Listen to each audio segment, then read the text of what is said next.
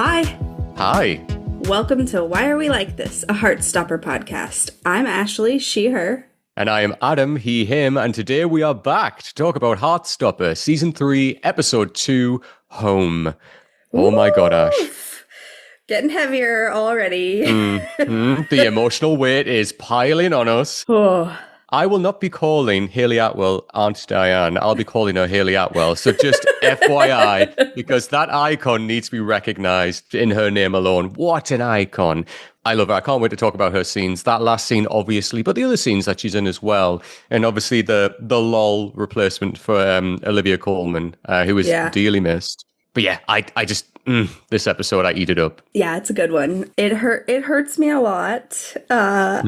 I think on the scale of the ones that hurt for me, obviously 4 is number 1. And I think this might be number 2. Yeah. So we start outside of the Nelson house, and the song playing is called It Gets Better by Martin Luke Brown. It gives me massive, like, out of my league vibes by Fitz, yeah, you know? That's a good shout, yeah. And what a beautifully placed song for, like, I mean, it gets better. Like, yeah. We spoke in the last episode about all the little seeds being dropped. It's little moments like this when you're like, well, that title of that song was chosen very specifically for this moment. Yeah. You know, so I love it. I love that attention to detail and things. And that's what this season does really well. Yeah. They're like pros at that in the Heartstopper crew. So yeah, who shows up, Adam? Oh, okay. I'm going to use a Northeastern term because I don't care. So this is Hayley Atwell. This is War Lass, which I'll explain what that means in a second to the American listeners and UK listeners. But this is Aunt Diane. Now, as I said earlier, I'm going to call her Hayley Atwell because she is a goddess. She is everything to me. She is one of my favorites, you know, in it, MCU, whatever, but like phenomenal. The voice of Lara Croft, incredible. But War Lass means in the northeast of England, which is where I'm from, it's like saying like, oh, there's our girl, here's our girl. Aww. It's like that type of expression. So War Lass is like, that's what you're saying. It's like a term of endearment. And we have a list of War Lasses, which it's all celebrity women like on our list, myself and my husband. Right. But I love that one line as well when it's like, oh, you shame your mum couldn't come or whatever. It's just a little throwaway line, but it's basically saying you will not see Olivia Colman, unfortunately. Yeah. Cute little nod there. But yeah, in the second half of the season, I feel like I miss Sarah a lot. Yeah. So Aunt and Uncle show up, Aunt Diane and Uncle Rich, and she says, there's my favorite nephew. Don't tell David. And I'm like, I think everybody probably knows who the favorite is for everyone out of those two. It's David fucking There's sucks. absolutely nobody in this universe that's like, I prefer David. I mean, come on. Like, is that ever going to be in existence where that's correct? Yeah. And then we get this cute text exchange. Charlie texts, hi, love you a lot. And he says, I love you. I like saying it, which threw me back to boyfriend. When he says the opposite of that, when he's like, I like you so much and I love liking you. So that was cute wording. It's just lush. It's like nice that they play with that. And obviously what that means is not just like a cute little thing, but the intensity of what that means for the relationship as this episode goes on is really interesting. Yeah, I agree. Because I'm thinking like the through line now of their I love yous, which is something I hadn't thought about. So especially when Nick says it later on to his aunt at the end when he says, oh, but I love him. Yeah. That means something very different from him saying it here. You know, like the emotion behind the I love you is very different here when it's like very cutesy, like, oh, I do love you. It's great that we can say this. But at the end, it's like, no, I need to help you because I love you. And that's very different, you know? Yeah. So we see Charlie in their living room. And we do see this very cute text exchange from previously that is them talking about going to the beach. And he's like, Nick is like, what time should I pick you up? You know, and they go through that. And then he's like, it's our second beach day. And Nick says, it is, and puts a little heart and says, that was one of my favorite days ever. And then Charlie says, you better not almost drop me in the water again. Nick says, I make no promises. And I'm like, and then he immediately, as soon as he gets him into the water. So good. So good. No, such a lovely throwback. I love the this is going to sound like a weird tangent, but bear with me. I love when a show goes into like a character imagining what they think would happen, and both positive and negative. And obviously we get a lot of this through Heartstopper. It throws me back to like Ally McBeal, which is one of my favorite shows of all time. And like Ally McBeal used to do that a lot when she'd think like, oh, this is what's going to happen. And it would cut back to her, like, and it's playing out in her mind. And I love when this does it, like that sense of hope with like Charlie now, and like he looks over on the couch and he's just like imagining them obviously fully making out, and it like cuts back to him when Tori obviously appears again. But I just love anything like that look inside of a character's mind. Like television does it so when it does it so well, it really works. Yeah. And obviously, you know, you see it in the graphic novel, of course you do, but when they bring it to life like that, it's like, yes, like that's the stuff I love. That like inside the character's head, give me that any day. Yeah. And we get our like pink daydream bubble. Like you said, constantly, he's just like, I love you, and then make out, and then I love you, and then make out. He's just like so excited that he gets to say it now. That's such a cute daydream. And he's like looking at his phone while he writes his notes, and he accidentally writes I love you on his notes. It's just very cute. And that's what people used to do, right? Like in school, they'd write like Nick loves Charlie and put it in a heart, or like Nick plus Charlie, or like obviously insert names, whatever. Right. But that's cute. That's exactly what, you know, teenagers would do. I've got some of my books from back home where I had like little hearts of, you know, being in the closet. I'd write Adam plus and like a guy's name that I like, but nobody got to see that heart. Right. Yeah. Classic teen. Mm-hmm. So then we go to outside the airport in Menorca, and we see the family's like getting all of their luggage, and Nick is sitting down and he types out, "Did you eat today?" And then he erases it. And this is such a fine line between being helpful and making it worse that he's trying to like walk, at least specifically with me and my experience with my disordered eating. I feel like it's a super fine line between somebody checking in on me and someone like making it much worse. And so I fully understand like his anxiety of wanting to check in, but not be overbearing in such a way that has the opposite effect of what he's going for. If somebody asks me too much about my food, then I'm like, well, now I'm thinking about it, and so now I'm not gonna eat. Maybe that's my defiance disorder coming into play with my eating habits, but me personally, I feel like this was a gut punch, because I feel like this is probably how like my partner maybe feels sometimes when he's checking on me, and so it was a hard scene to watch for me. It's always interesting, isn't it, when, you know, you try and put yourself in the other person's shoes, and it can be both a blessing and a burden.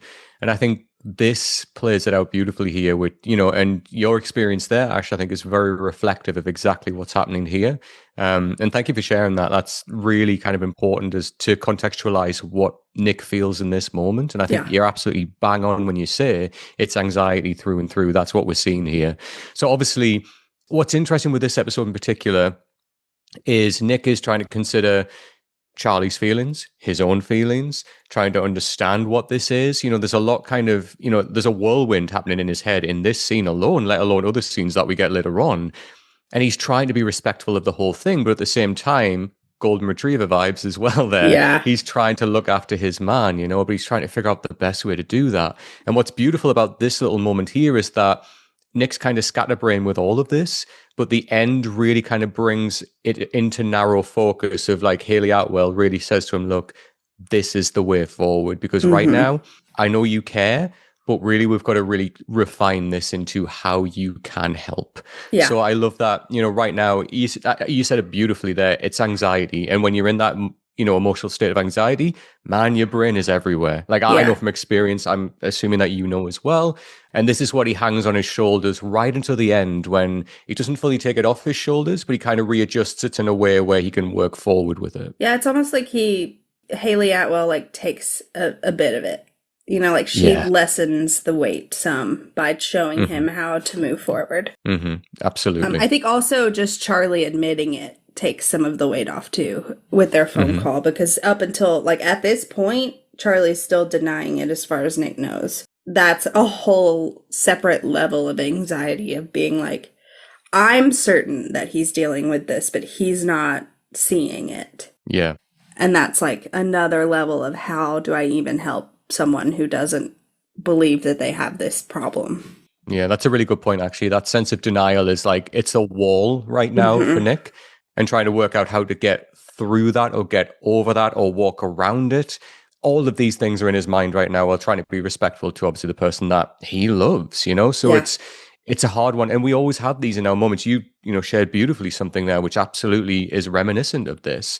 And we all have these moments when we need to tackle a tough conversation with somebody and then the wall is there. And it's like, how do you not necessarily blast through it, but how do you make progress? How do you talk to that person through the wall so that they take the wall down? You know, like it's always a hard thing to do. Yeah. So then we got our title card. And I've been thinking about the title cards, and I've decided this is my least favorite of the season. Ooh, interesting. Tell me why. I don't have anything bad to say about it. It's just the least, I don't know, like I don't feel anything when I see this title card, I guess. Whereas like, and like even the next one, the next title card is just like the text bubble for talk. But like, that's cute. I like that. And this is just like, it's definitely just like an anxiety burst is all this one is to me. And like, it's fitting and I love it, but one of them's got to be at the bottom of the list. So I think for me, it's this one. I know for a fact that Together is my favorite. Can we just? Yeah. And then Apart is like ties in with it. And so like those two are at the top for me for this one for sure. And then it gets muddy in the middle, but I've placed this one at the bottom. So that's absolutely fair. So Jane comes in and tells Charlie to tidy up. That woman. I wish y'all could see Adam's face. I have mixed feelings about Jane in this season. In the show in particular, but like especially this episode, I have a lot of mixed feelings. But I'm like, first of all, he is mid-study.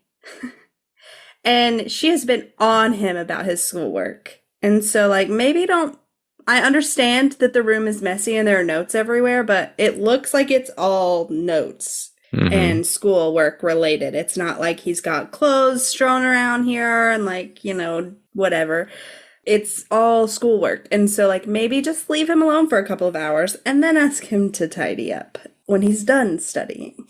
I don't know. I'm also not a parent, so it's hard for me to speak on. I don't want to come down like too hard on her because I don't know what it's like to have a kid. But it seems like she is maybe in like a cleaning spiral because like we see her also in the holiday episode when she's like frantic. And I feel like that's kind of just her personality when she gets like on something. And so I feel like, again, she tends to project her own shit onto the kids. And so this is another instance of that in my mind. I think the word projection is bang on. Yeah. Like, you know, she walks into that room like with a face like thunder. She's got a washing basket, which, you know, is clearly giving her a lot of stress. That washing basket right now, that is her crux that she's wearing. Like, just Jesus Christ. And then like the first thing she does when she walks in is just says, Charlie, can you tidy up? And it's like, I know you're in a cleaning frenzy, you know, like I get that. But at the same time, the big difference here is like, you know, contrast that with Tori. When like Tori comes in and speaks to Charlie and asks him about him. Whereas, you know, his mother is almost like the stereotypical role here when she comes in. It's like, oh, can you tidy up in here, please? Like, I'm clearly doing the washing, carrying this basket, which is giving me so much pain. But I love the contrast. And I think that they've built it up here to highlight that contrast, whereas Tori is so close to Charlie where it doesn't matter if the room was bloody on fire. She comes in, sits down next to him and says, hey, let's talk about you. How are you feeling? How are you doing? That's what Jane never does. Until later on, we get a little bit more of that. Now, I admit, like, you know, Jane, for me, I'm like, ugh, she's like a headache. But like, in episode 4, I was like, okay, you're starting to win me over a little bit now. You're actually trying to help your son in a way that you're humanizing about it. It's not like a project that you need to complete. You're actually being more human about it. And then later on, she kind of drops off. And I'm like, oh, we're back to this, Jane. But yeah, but in this episode in particular, I'm like, you are a headache. You tell you what, like when you say, let's get the paracetamol later on to Charlie, maybe you need to take some and calm the hell down. Yeah. Can we get a Xanax? Yes, please. Okay, so Tori comes in and she asks him, did you do it? And Charlie says, do what? Be so serious, Charlie. Come on. So she's like, that's basically her response. She's like, you know what? And he's like, yeah, all shy. And she's like, and he said it back. And he's like, yeah. She's like, told you. And then she says, so it was a good day then? And Charlie says, it was. And then he has a flashback to being in the sea with Nick and Nick bringing up the eating disorder. And he starts to open up to her. He says, actually, so we were in the sea and Nick was like, he said that he was worried that and then the phone rings. And Tori's entire face crumbles. And I really thought he was going to talk to her I really thought for a second that we were going to get a change and that he was going to open up. But I think the fact that she says, so it was a good day then, before she even sits down, like she wants to make sure that it was a good day. And I think that's really indicative of how hard Charlie's already been struggling all summer that we haven't seen, because she is the closest with him. She's with him when he's hiding away from his friends and from Nick. And her entire face crumbles when he starts to open up. And I think that shows that she's already so worried for him and like that she's scared for the bad days. So the wording of, oh, so it was a good day then really hit me, because I was like, she's terrified for the bad days because she doesn't know, again, just like Nick, she doesn't know how to help him.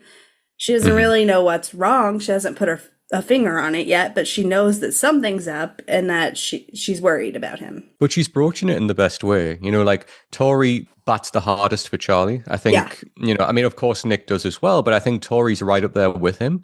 You know, he's kind of always in her mind. And that really shows where she's always like big, sister protection mode, which I really love. Yeah. But yeah, that's the way that you approach it. You know, you're not going up to somebody like later on, his mum comes up to Charlie and says, what's wrong? She doesn't do that. She says, oh, it was a good day then. And that's a good like conversational starter, which allows space for Charlie, if he wants to, and nearly does, talk about what's actually on his mind. And that's the best way to do it. Like, that's what I mean. Like Tori talks to him like, I want to talk to you. I'm not just talking to my brother. I'm talking to somebody that I really care about. Yeah. Whereas like Jane throughout this episode is coming in. She's like, I am mother. I am talking to son. We are taking up these roles, and that becomes really apparent. So I love the contrast here with Tori, and Tori's an icon. I absolutely love that girl. But I think that's a really good point, what you were saying, when her face starts to crumble, because it's worry. It's pure worry for him. And she's a very emotional person as well, which we see later on. So she gets it.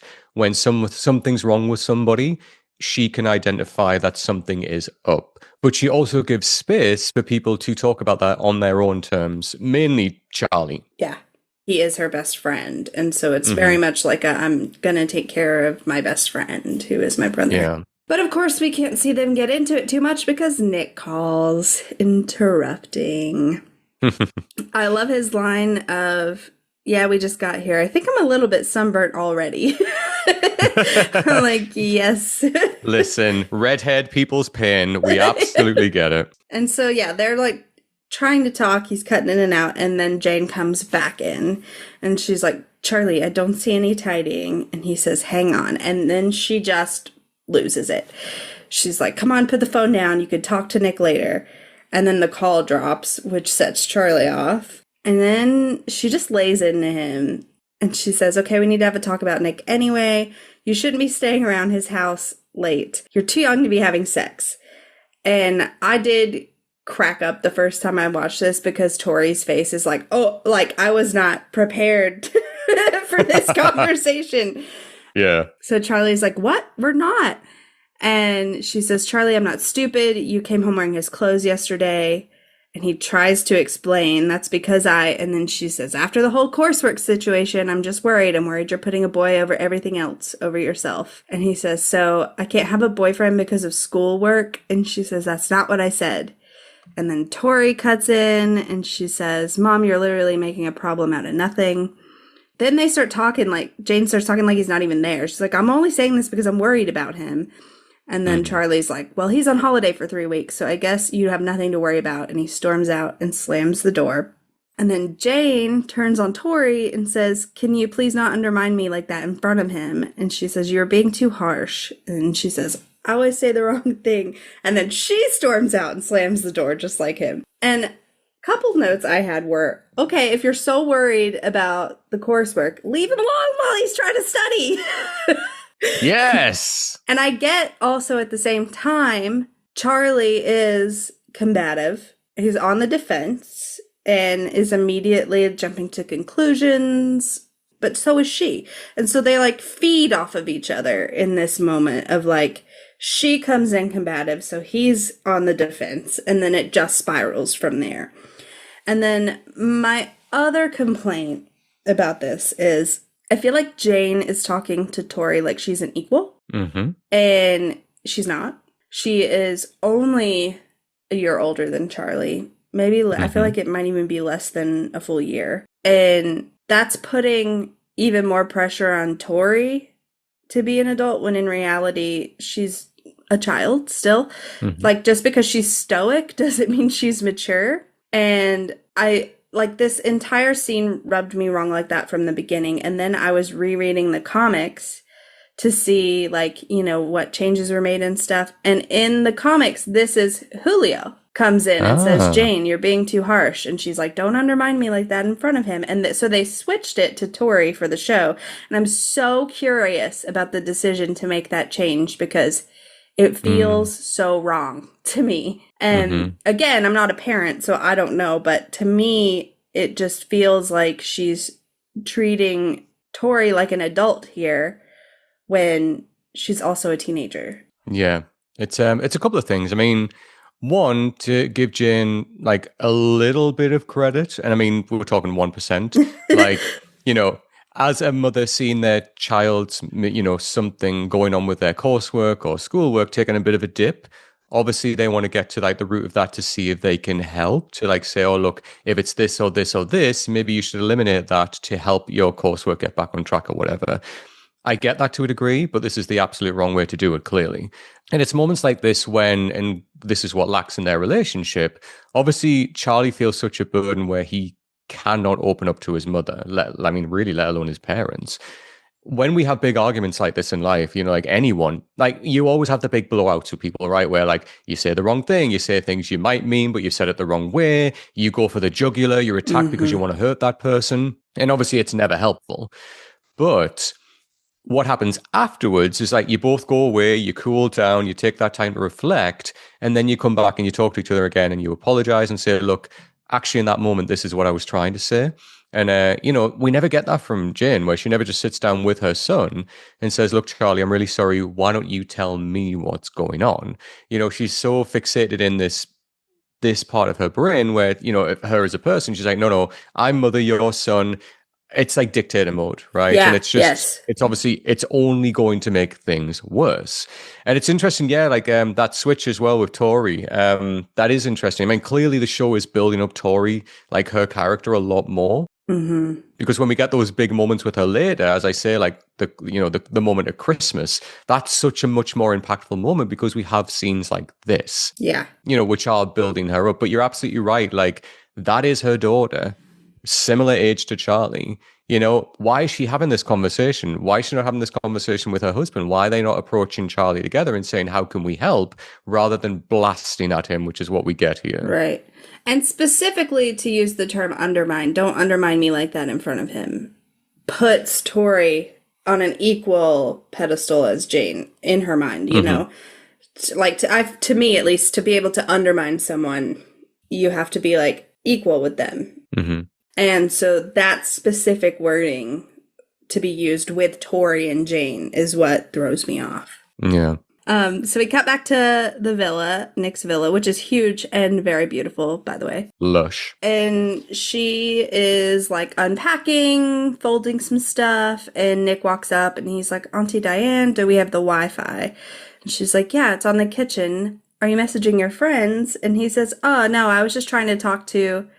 And then he hesitates for a second, but only just a split second. And then he kind of like smirks and he's like, I was just talking to my boyfriend. And I'm so proud of him. He just like comes out so easily to her. And I just love it so much. And like, obviously she is like loving presence in his life, so he probably knew that it was going to be okay, but it's still scary regardless of if you think that they're going to react well. It's very difficult. And so the ease of which he says it, I'm just so proud of him. Yeah, I had that in my notes. I just put the confidence Nick now has to say that is so Yeah. different from, like when he tells his mom, like when he, comes out as bisexual, he's like, it's bisexual. Have you heard of it? But Yeah. what a nice progression moment for the character of Nick, like, to confidently, yes, take that beat, but then just to say it with a smile, with eye contact, looking straight at her in the same like room, the same area as each other, not like sitting down at like the table, like with his mum, like, worried.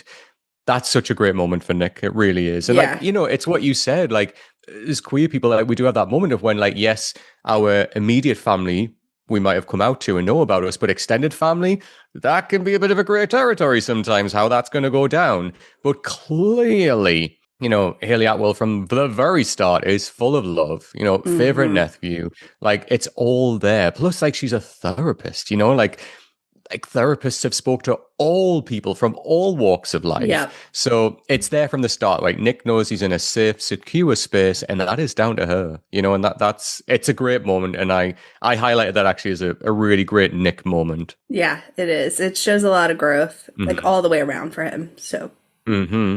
And yeah, of course she reacts. She doesn't even blink. She's like, your boyfriend? Well, we have a lot to catch up on, don't we? How about once I've unpacked, you give me the full story over a glass of red and some breadsticks? And it's still so weird to me for it to just casually be like, yeah, we'll have some wine later, teenager. Like, I know that it's a different culture, but like for me, I was still kind of like, so weird.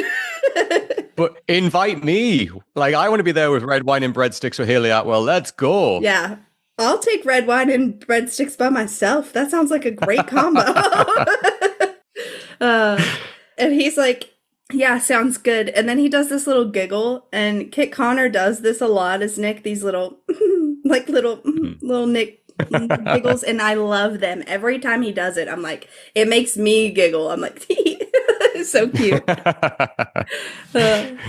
So we cut back to the school, and this is when we get like our time tracking notes start. It says week 1. And we get Mr. Ajayi. He's like struggling to get the door open to. So also, I should explain this. We started calling this the cafetorium because we weren't sure what this room was at first, and so it kind of just stuck with me. So all my notes, I have this listed as the cafetorium, even though it's clearly it's not a cafeteria at all. But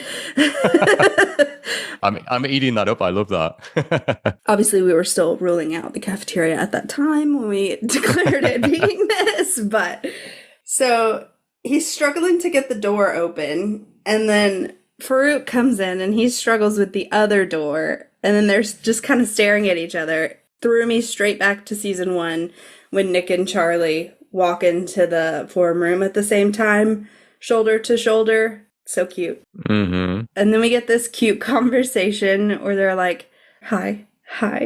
And Ajayi's like, 11 o'clock on the dot. And Farouk says, you know me. And he says, I do. And I say, yeah, he does. No, they're super cute together. They're laying out the papers and they're flirting, and they like Farouk kind of like bumps into him, and Ajayi's like eating it all up, and we get these like floaty bubble hearts, and then they start to lean in like they're gonna kiss, and Mr. Lang comes in and he's like, morning all. And then the way he does the bare fucking minimum of setting his little bucket down and then looks like puts his hands on his hips and is like, yep, I've done my job, and leaves. Never to be seen again. And I'm like, okay, so what is it? Are they is he doing the bare minimum, or are they doing the most because they're like just drawing their time out together? No, I think they're enjoying their time together. Yeah. And Ajayi says, you're playing a very dangerous game. And Farouk says, it's fun though. And he says, oh, I know. But if the kids find out. And Farouk says, I know, I'll be good. And then Ajayi says, not too good. And I just have a key smash in my notes because I just love them. Yes. So the kids are at the door. Farouk's like, come in. That's the spirit, big man. Time to get it over with. And then they kind of like bump into each other and we get more bubble hearts. And I'm dead. So yes, they're very cute. And then we go outside the school and Tao and Elle are walking up through the gates. I love Tao. He's like, you're going to do amazing. And even if you don't, you're still amazing. And you know, GCSEs, they don't matter that much anyway. There are A-levels and then uni. And she's like, you're fucking spiraling, my guy. You're more stressed out about this than I am. And and then he says, I will personally fight any examiner who gives you a bad grade. Like, that is the most Tao line of all the Tao lines. Absolutely. Yeah. I mean, he's doing the most here, right? Like, he's like, look, I'm going to do this, we'll do this. And if this happens, it doesn't matter because this, like, everything is going to be great. Like, that's basically what he's highlighting. Yeah. Then obviously, you know, we find out reasons why later on. But like, just to correct Tao for a second, like, at that age, GCSEs do matter. Like, let me tell you, when you're going for, like, you know, if you don't go on to higher education, you go straight into like a job or whatever, they're asking about those GCSEs, baby. Yeah. But this is the Tao that I like. You know, he's like, I get like he's doing all of this because he doesn't want Elle to go away and forget about him. He doesn't want the relationship to suffer. Like, you know, of course, I get that.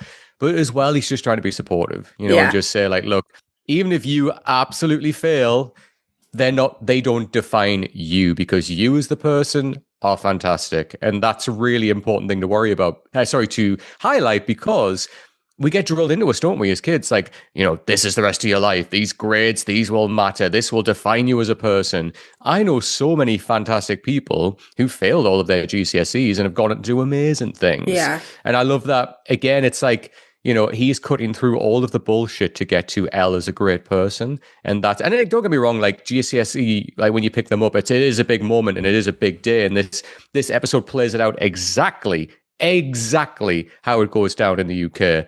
But at the same time, it's about, look, remember, you could flunk all of these. Doesn't really matter. You are still a great person. You will do amazing things because you're a great person. Yeah. And Darcy's Gran is going to say something similar in a minute, too. That icon. And Elle says, can I just get a good luck kiss, you absolute weirdo? And I love it. I love Yasmin's delivery of that line. Is so good. Chef's kiss.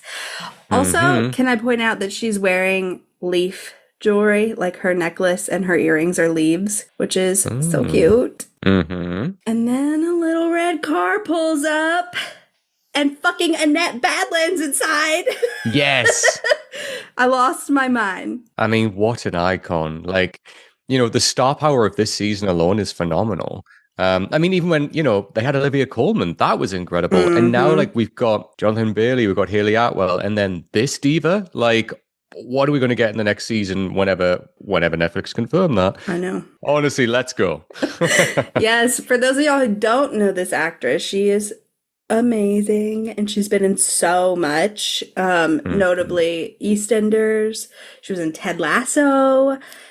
She was in Doctor Who. Her catalog is thick with 3 C's, like amazing woman. No, great casting. And she's like, out. And Tara and Darcy exit the car. She says, good luck, you two. And remember, bad grades aren't the worst thing in the world. I left school at 14 and look at me now, thriving. So cute. So cute. And she tells Darcy, let me know what day you want to move in. I'm getting your room ready. I found a brilliant rug at the boot fair. I haven't spotted the rug yet, but I've been looking for it. So I'm hoping as I get deeper into the season in my detailed watches, I'll be able to spot the rug. You know what a boot fair is, right? Like, I don't have to explain that. You get what that is. I assumed it meant like a flea market type deal, but out of the trunk. It's exactly that. But the difference is, like, it goes back where, you know, it literally was people driving to a field, open the back of your car, and it was just all of your stuff you were selling you'd have in the back of the car. Yeah. Obviously now it's a lot different where, like, of course, cars are still there. It's a lot more established now. But back when I was a child, it was literally like, you know, car boots opening and then like the stuff was inside. You'd walk around between the different cars. So yeah, it's like these little, you know, these little like Britishisms that I mentioned. I'm just like, yep, get it, love it, I'm there. Yeah. I like that though. Yeah.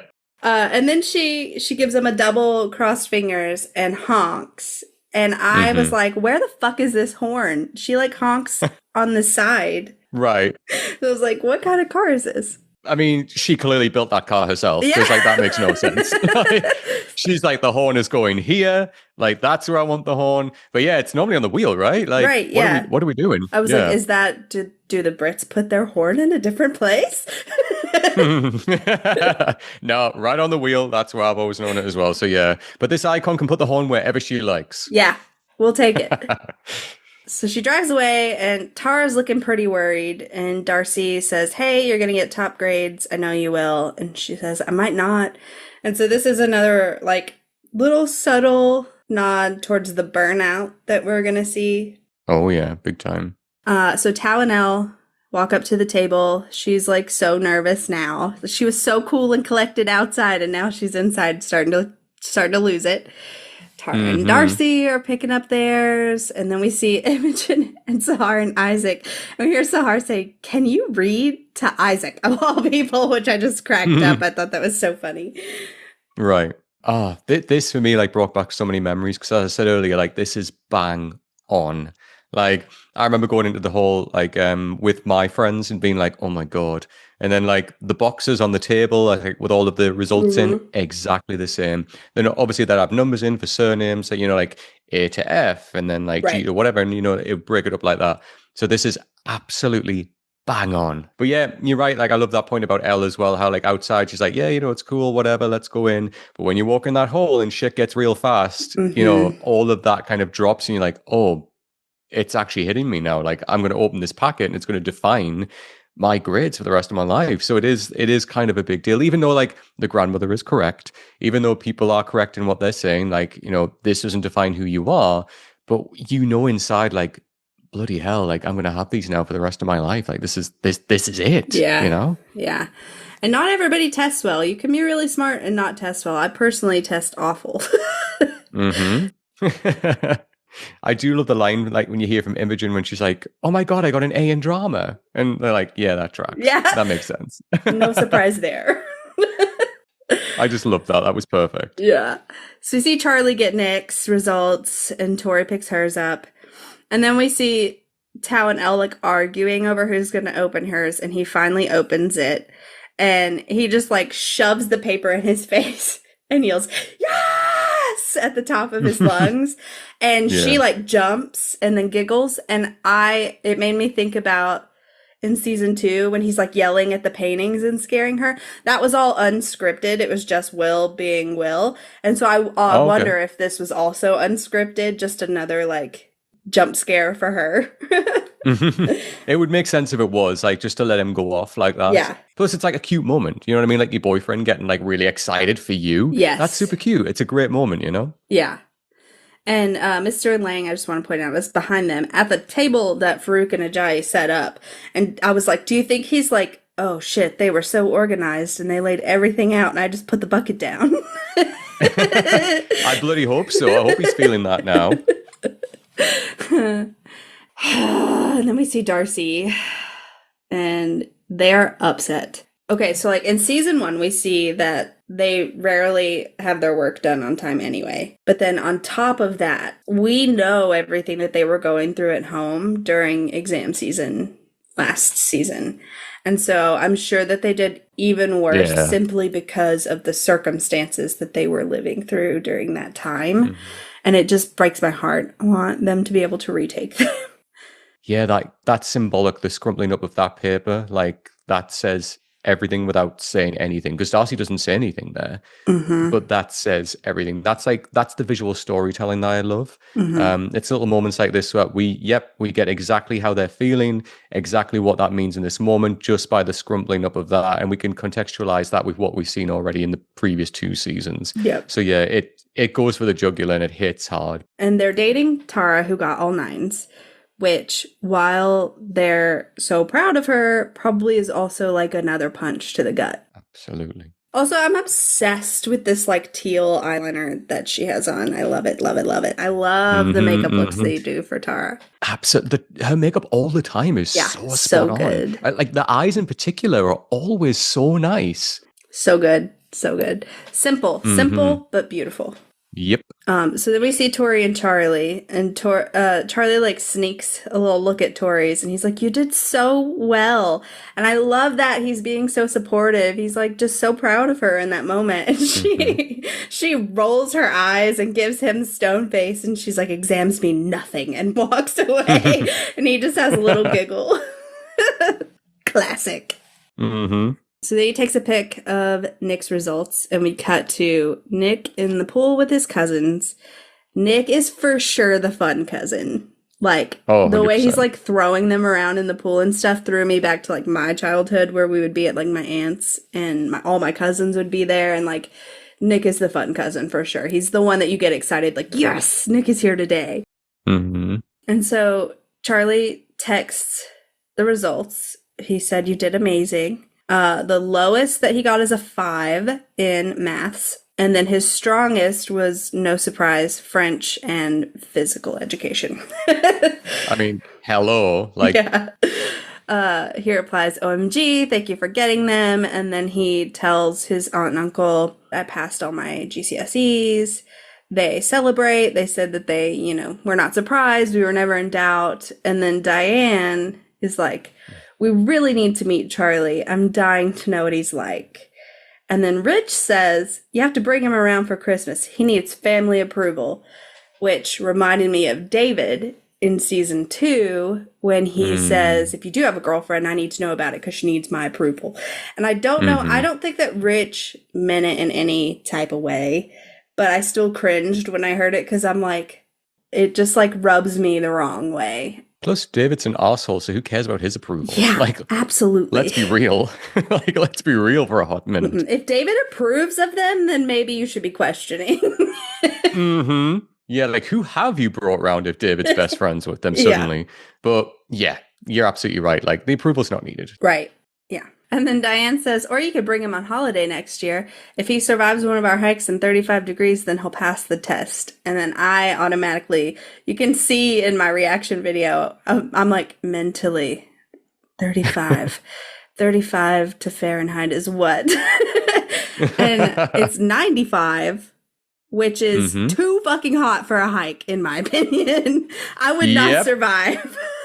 Hmm. Nick is very pleased to be getting the support from them. His little smile is super cute, and it throws him into his little daydream where we get Charlie walking around the corner. We get our classic Heartstopper music cue.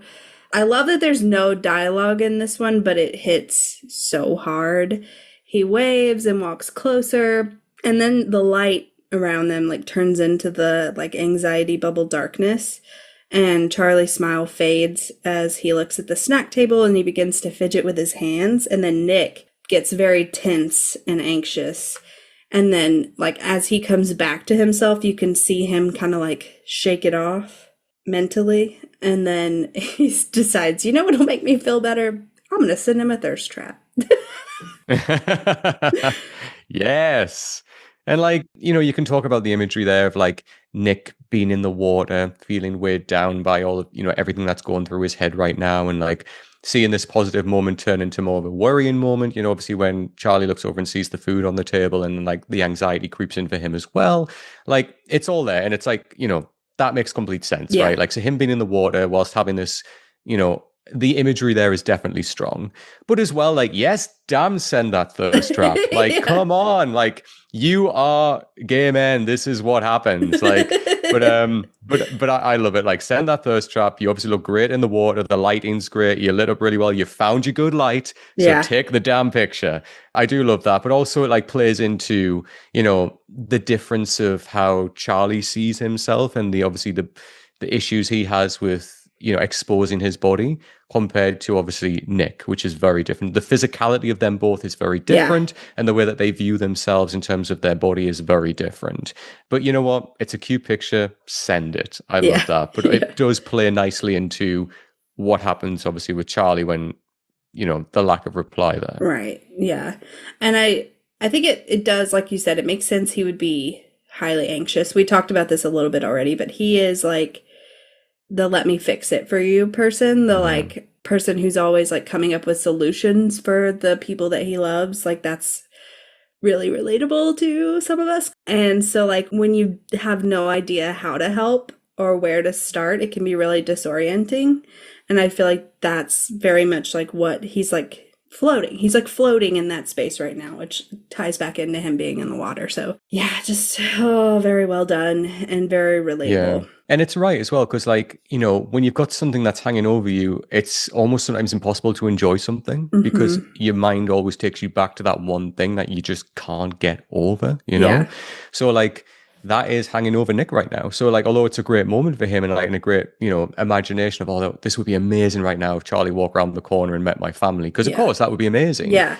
But oh my God, what if he saw us having dinner? How would Charlie you know, it's suddenly the spiral of that starts. So it's totally accurate. You know, you can have all of these visions of like how things will be positive, but if you've got that one thing that's still like nailing you down in the ground that you don't know how to like get past, it does like bleed into these positive, you know, feelings. So it's very accurate and very relatable. Yeah, absolutely. He's definitely on that roller coaster of like trying to enjoy vacation while also constantly worrying. Yep, very much that. So we cut back to the school and Charlie is in the blue hoodie from Perfect.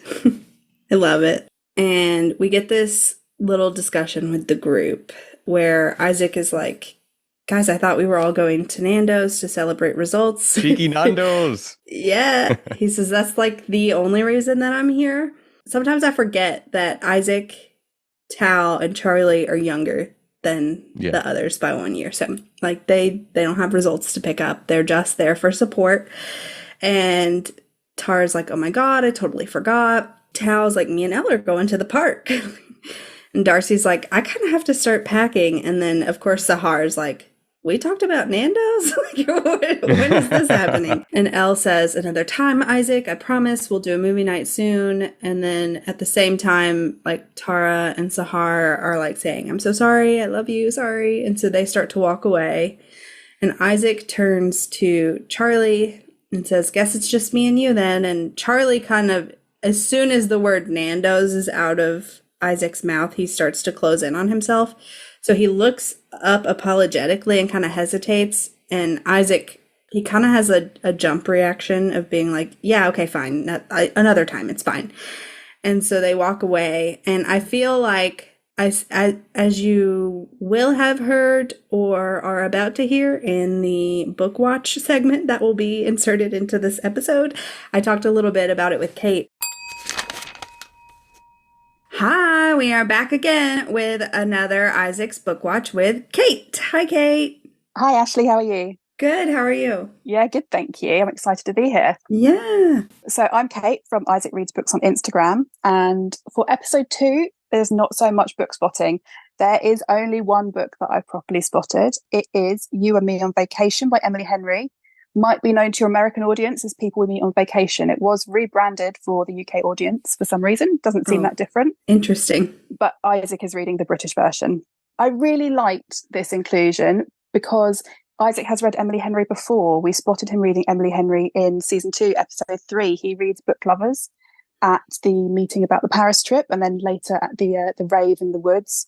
It is a little bit spicy romance, which is probably Isaac pushing his boundaries. We know, although he's asexual, he is quite comfortable talking about all those sorts of things. So I think it's an interesting choice, but nice that he's returned to an author. He obviously enjoyed it. So good to see. It's a friends to lovers story, which I think is nice. It sort of reflects Nick and Charlie to a degree and Elle and Tao. It's the sort of friendship and love that we see in the show, isn't it? So nice to see him reading that.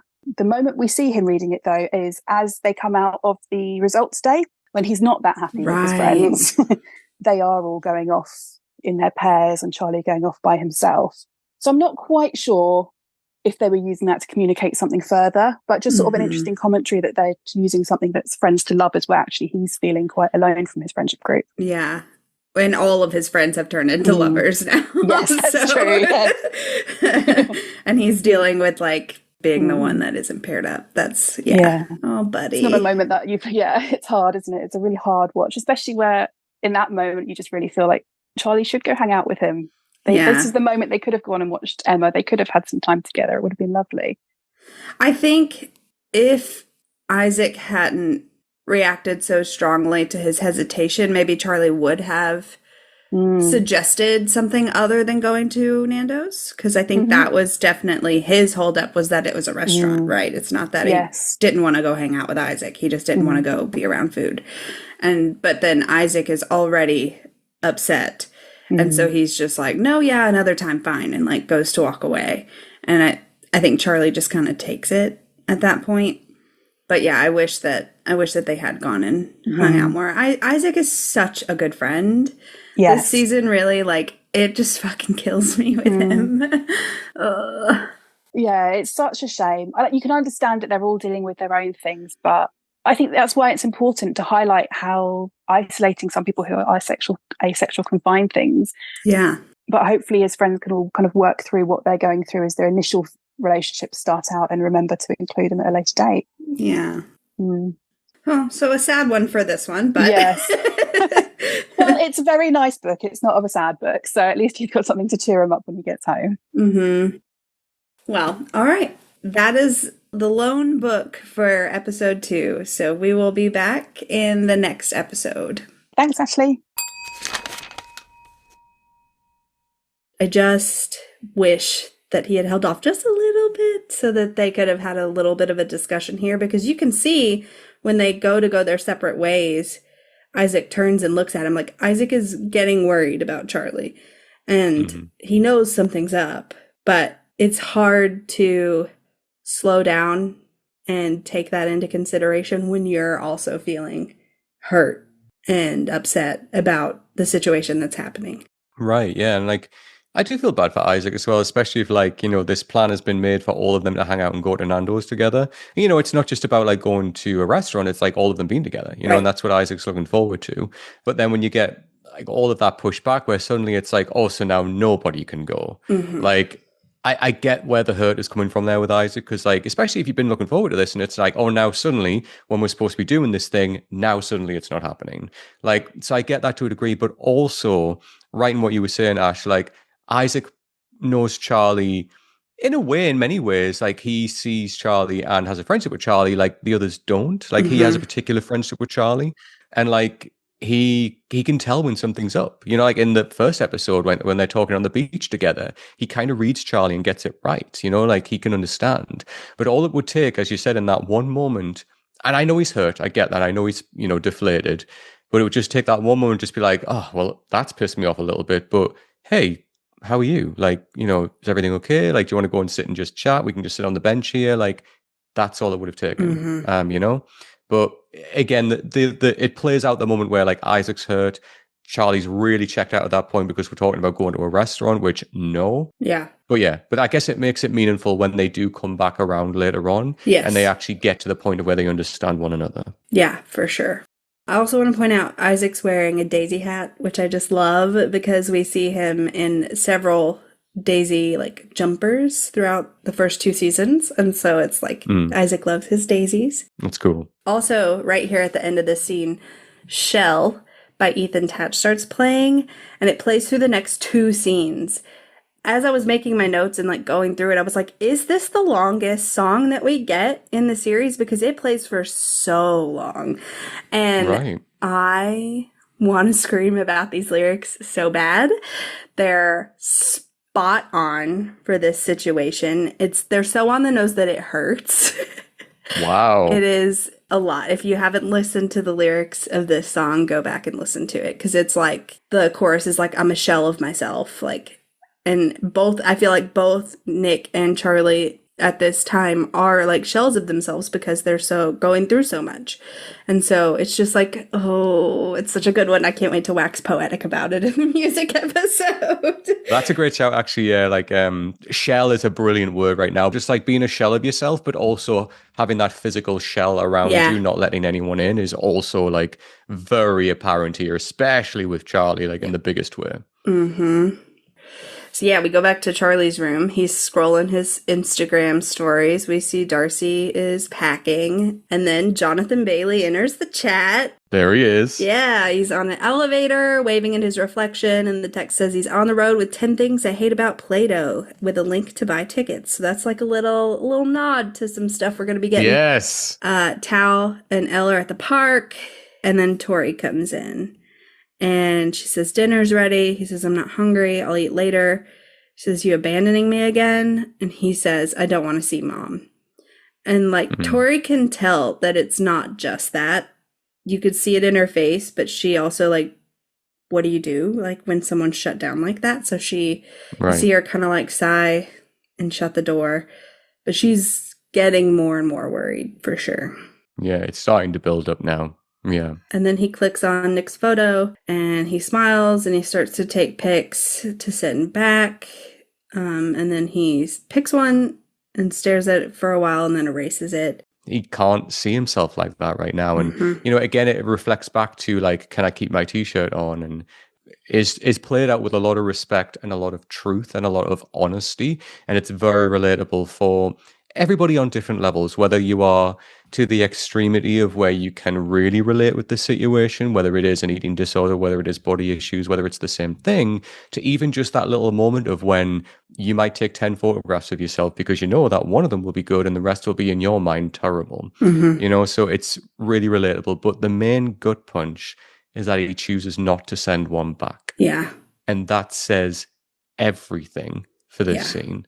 Everything. And it's heartbreaking. Yep. I think it also says a lot because Nick is constantly taking photos of him. And we just saw him in the last episode looking at all these pictures of himself and being okay. Yeah. And now he is really struggling to just take one photo to send back. That's a great point as well, actually, because like Nick captures moments of like great memories together. And yet like Nick is choosing to do that. Like he's defining, like by doing that, he's saying, oh, I love this photograph of you because it's a great memory and it's a great time attached to that. Charlie taking a photograph of himself, this is not a great memory for Charlie right now. This is not a great experience. He doesn't want to capture that. So therefore, it's not just reflective of like, obviously the body issues and everything he's happening right now, but also his mental state in that this is not a good time. I do not want to capture this. I don't want to remember this. Yeah. And that makes a lot of sense. That's a great point actually about what you said there about the photographs that Nick took. Yeah, it just links them together really well. Yeah. So he sends heart eyes, fire emojis. And I'm just like, you can see in his keyboard that the stickers section is empty. It says no stickers. And I don't believe that for a second. I'm like, he has 0 stickers. I don't think so. I think that they would absolutely be turning everything into stickers. And then we get, so this is where I wrote the note of like, is this the longest song that we have playing in the show? Because it's still going. And we get Nick walking around town and we get our week 2 notification showing us. And he walks up and sits down. I love this button up. It's very beach. It's like the blue and white tie-dye, which also I'm like a huge tie-dye fan.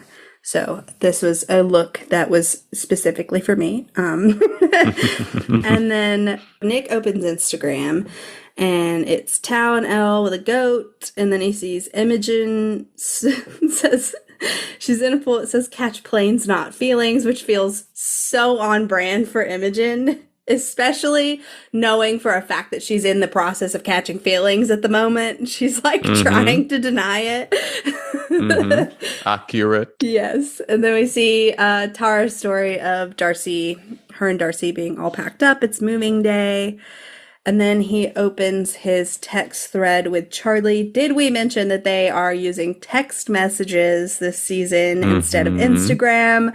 Our cries were heard. And they have switched. Charlie has not been replying very much. We see the thread of Nick saying we went on a hike today. It was so hot I nearly died. That's accurate because 95 is too hot to be doing a hike.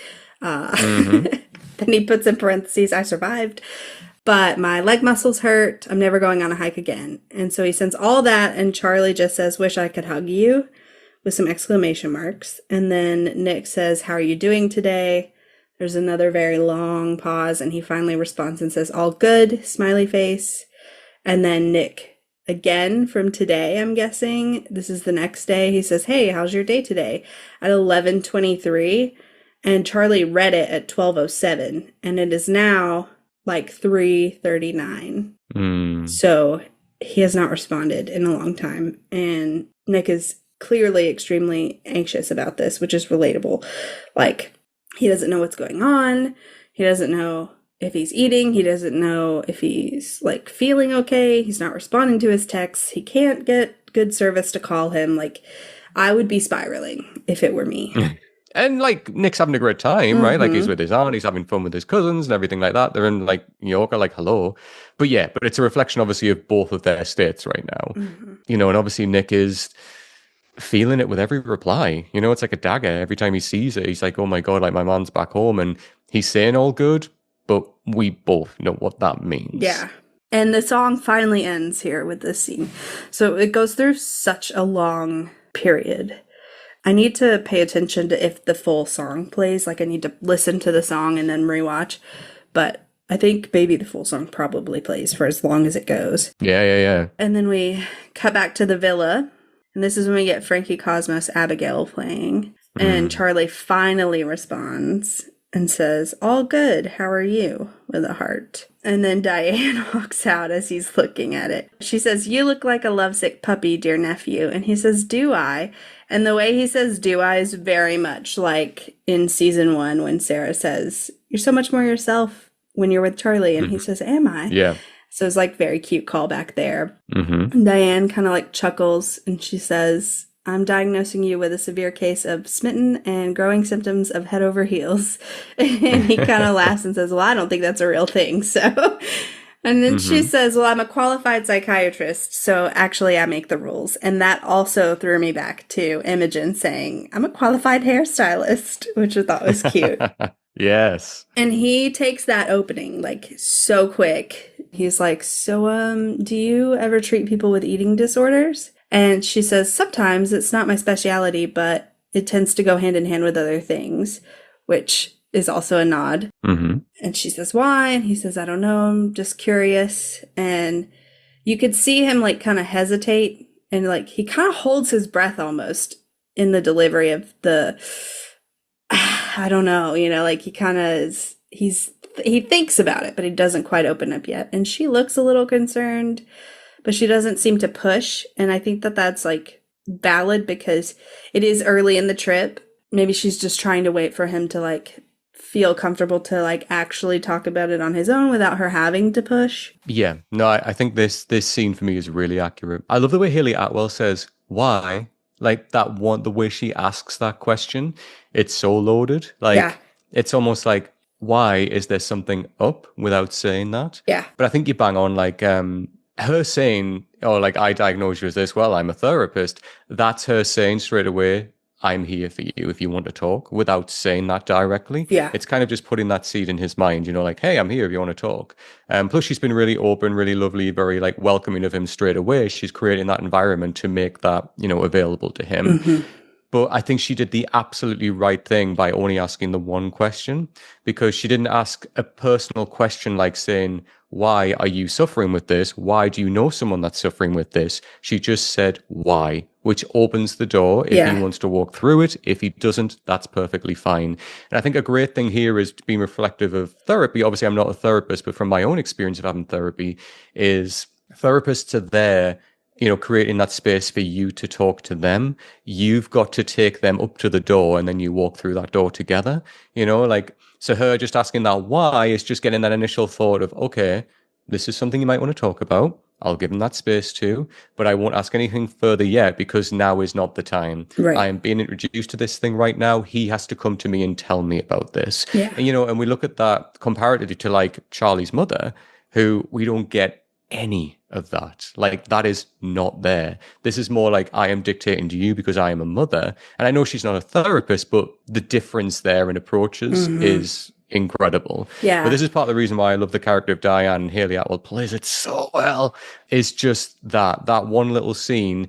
She already knows something's up, but she's starting to put that piece together of, oh, he's mentioned something really important here. I'll hang on to that. I'm not going to push for it, but I'm welcoming him to the door for when we both walk through and discuss that. Yeah, you're so right. That Jane is like never open-ended. She's very specific in her questioning and in her conversations, and it's never an open-ended question that leaves room for anyone else to like fill in what they need to say. So yeah, that's such a good point. So then we cut to Darcy's new room, and we get Vertigo by Griff, which is playing, and that was our trailer song, so that was fun. Hey. They're like throwing clothes around. Elle is like texting furiously. And Tara is putting on Darcy's I Heart Paris jumper. And then Gran comes in. I'm just going to call her Gran. I don't think we get like a name, just Gran. And she says, "You need a nice poster of a handsome boy up there." And Darcy's like, "Gran, I'm a lesbian." And she like says, "Oh," and we get this quick moment that makes me giggle every time when she says, "Oh," she looks directly at Tara. And I'm like, the wheels are turning and things are all starting to click. She's like, ding, ding, "Oh." ding. And she says, "Your dad never told me that." And Darcy just kind of like shrugs. And she says, "Well, you need a pretty girl up there then." And Tara takes her own pic and sticks it up there. And then she says, "Your mom called again, by the way." And Darcy like groans and she says, "Oh, no need to do anything about it. I just thought you ought to know." And then she leaves. And Darcy says she's throwing a tantrum because she's realized that I might not come back. And I was immediately struck with the word tantrum being used because that's what their mom said they were doing in the prom episode. Yeah. She was always saying that Darcy was throwing a tantrum. And so I think that's interesting that Darcy is throwing that word back now to be like, "I'm not the one having a tantrum. You are." Absolutely. That's dehumanizing in a way, right, of their experience. Yeah. And to then say like, "Oh, you want to talk about tantrums? Look at your attitude right now and your behaviors." That's what we call a tantrum. Yeah. It's just great because that hung on Darcy so much in the prom episode. But for them to take ownership of that and to throw it back, it's quite a big moment, to be fair. Yeah, absolutely. And I love the support that they get in the scene, too, of Tara being like, "You don't have to talk to her if you don't want to." And Darcy's like, "Good." Yeah. You could tell by Darcy's language, like body language, that this is not something that they want to deal with right now. So Tara is like, "Okay, let's change the subject and move on from this." And so she reaches over and she snatches Elle's phone. She's like, "We did not drag you away from your boyfriend just so you could be texting him all evening." And then they have this discussion about Tao. And Darcy's like, "You've been very Tao obsessed. We've hardly seen you." And Elle's like, "He's been taking me on a date for like every single day." And Tara's like, "That's good." And then she sees Elle's face and she's like, "Isn't it?" Because Elle's not looking happy about it. And she's like, "Yeah, but he's trying really hard and I'm not sure why. It's like he's scared I'm going to abandon him if he's not a good enough boyfriend." And Tara's like, "Yeah, I mean, that pretty much sums it up, doesn't it?" And Darcy says he does kind of have low self-esteem, doesn't he? I don't know that I believe that he has low self-esteem so much as he's riddled with abandonment issues. He doesn't come across as someone like, with low self-esteem. I think like he's one of the most outgoing, like he very much knows who he is. He's not afraid to show who he is. Like he's very much that type of character. But when it comes to Elle, I think that's more of where it starts to creep in, right? But it's exactly what you've just said. It's the abandonment issues, right? And like that links later on when we get the conversation about his dad's camcorder. Like that's where all of this is coming from. But also he knows his life without Elle, like and almost losing her. So that's the one thing where I guess that comes in a little bit where like that confidence does die away because he's like, "Oh my God, what if I lose these things?" But yeah, but as a person, like generally, like outside of that relationship, hell no. Like, no. Tao's one of the most confident, I know who I am type people in the entire show. Yeah, I agree. But it just goes to show that, like, the way people perceive you, you can't really control it. Like, he's dealing with these abandonment issues and it's coming off as having low self-esteem. Yes. So then Elle kind of spirals. She's like, "So how can I make him feel more confident and relaxed about our relationship? I just don't know what to do." And Tara's like, "Oh my God, I can't do this."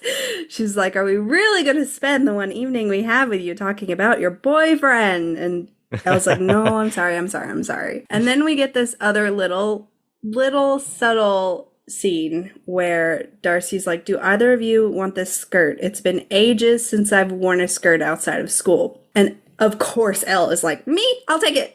She's going to do something great with that skirt. Isn't that a beautiful representation of like, Darcy's exploration of identity? All that there, like so much of like, being a woman, and femininity is hung on, a traditional piece of clothing which is so connected to femininity, right? Connected to woman. So for Darcy to pass that over to a trans girl, like the imagery there, it's just saying everything. And I love that. It's such a positive nod, like in the direction of this show, and just it's all of these moments that are starting to come to the surface, right? Like Darcy wearing that incredible suit to the prom. Like it's all of this exploration of identity that's coming, and almost like passing that on to, like, as I say, Elle, a trans girl. It's beautiful. It's a nice, simple moment that says so much. And I loved it. I actually started, I was like, yes, that's such symbology happening right there. Yeah. And I also love that during this entire exchange between Elle and Darcy, Tara is just beaming. Like, she is so proud of Darcy in this moment and like where they are. And we don't really get to see Tara's face in episode 1 when Darcy's like, I hate gender. But she's cheesing. And then we get this scene. And then in the next one at the zoo, when they're like, don't you hate it when people call you ladies? Like, you can see the wheels in Tara's brain turning. Yeah. As someone who gets really attached to materialistic items, I love Darcy being like, well, you take good care of it. It's going to miss me. And Elle being like, I'm sure it will. So then we go to Charlie's room, and he's like tapping on the drums, but not really playing them. And he sets them down, and we get another shot of him getting a text from the floor. I love that he sets his phone on the floor when he's at his drums. And it's Isaac on Instagram saying movie night. And I'm like, okay, so Nick and Charlie are texting, but they're still using Instagram some. Right. Which, I mean, is like fair. As much shit as I gave them about it, I still like talk to people on Instagram that I have their phone number, and I'm still like messaging them on Insta. Like, why? I don't know why, but I just do. So it makes sense. I know. Yeah. It is funny how we do that, isn't it? It's so strange. Yeah. So then Tori comes in. Oh, this part. And she's like, what are you up to? And he says nothing much, but then turns back around and like physically closes her out. And she's like not having it. So she walks over and she sits on her little stool by the drums, and she just hugs him. And he's like kind of startled. He's like, what's up? And he doesn't quite hug her back yet when he says, what's up? And she says, I don't know. I'm worried. I love you. And that's when he hugs her back and he says, I love you too. And this is like, again, when you don't know how to broach the topic, but you want to be there for them. I think she does such a good job of just being like, I don't know what's up, but I'm worried about you. And like, that was an opening for him that he doesn't take, but he does hug her back. And so like, this is a good moment of her just reminding him, like, I'm here.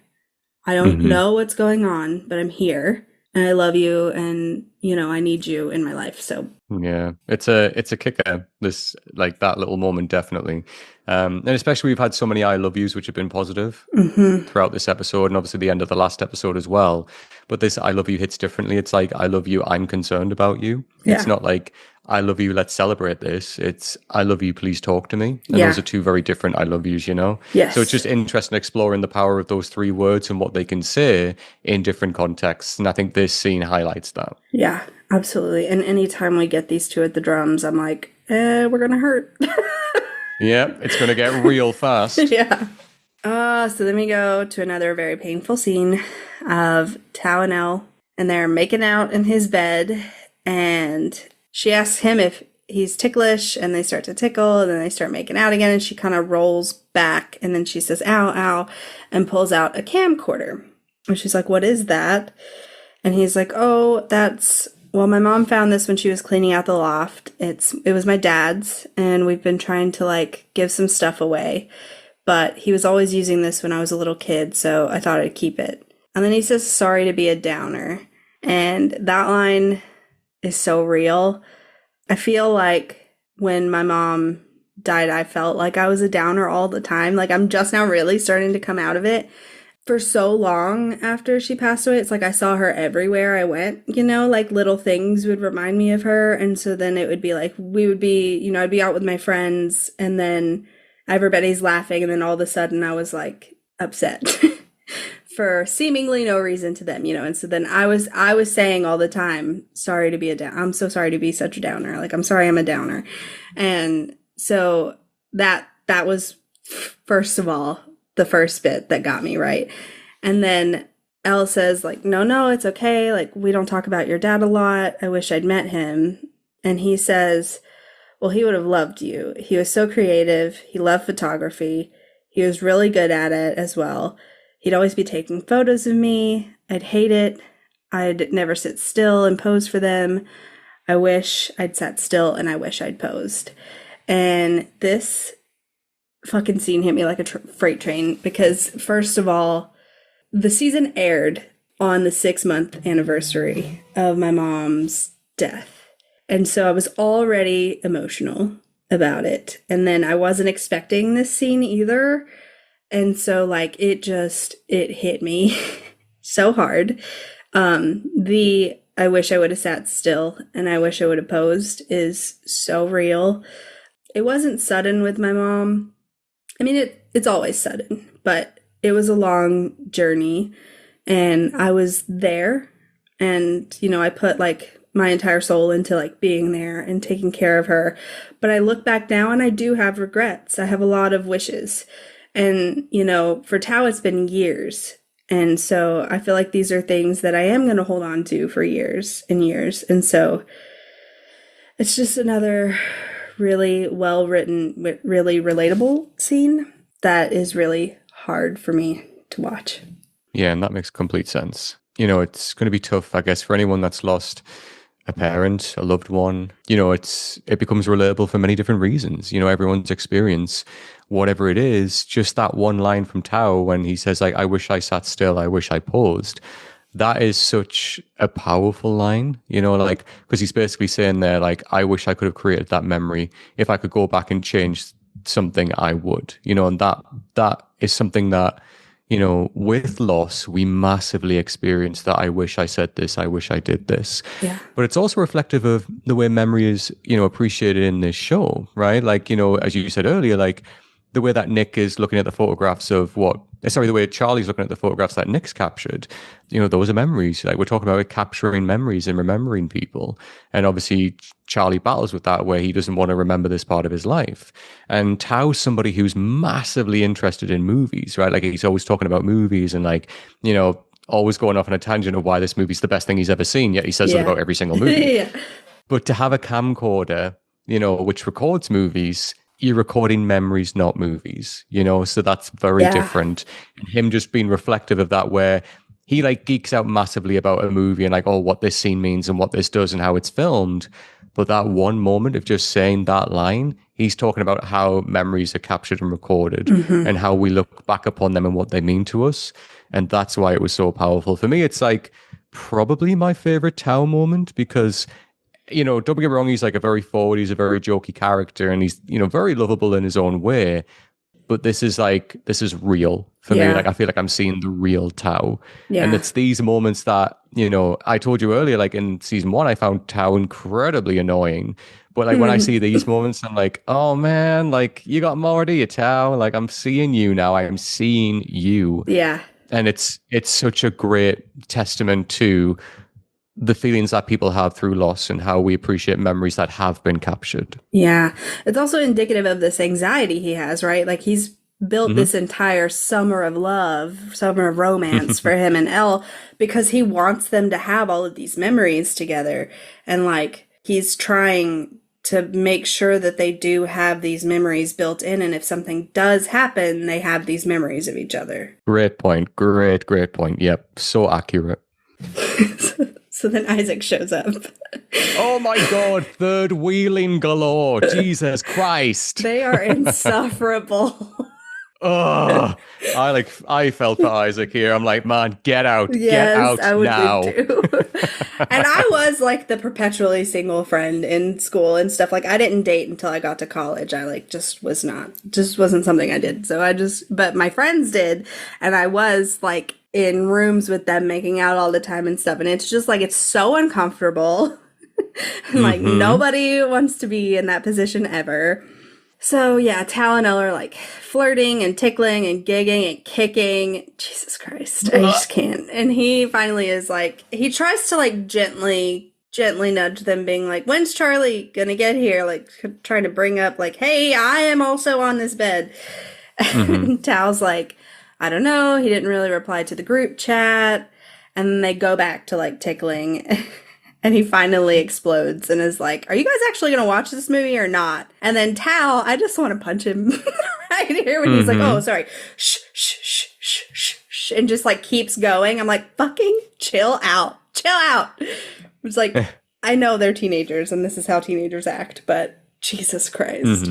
No, like he's been a bit of a dick there. Like he genuinely is, because like he knows they're not going to watch the movie. He's not there for that. He just wants to spend time with his girlfriend, and Isaac happens to be there. Right. But like, say something. Just say like, oh, you know what, Isaac, we're not feeling this movie right now. Like, why like sit there and let your friend try and watch this movie when you're blatantly not interested and you're being loud over the top? Yeah. Oh, one thing I hate in the world is when I'm trying to get somebody to like, you know, like, oh, I need to show somebody this movie because I love it and they've never seen it before or whatever. And I know, you know, Tao, I think, has seen this movie before, but still, I'm like, you're not watching the movie, man. Like, you're not watching it. Like, what are we doing? Like, what is this that we're doing right now? Because we're not watching a movie. You guys are clearly tickling each other and just being loud as fuck.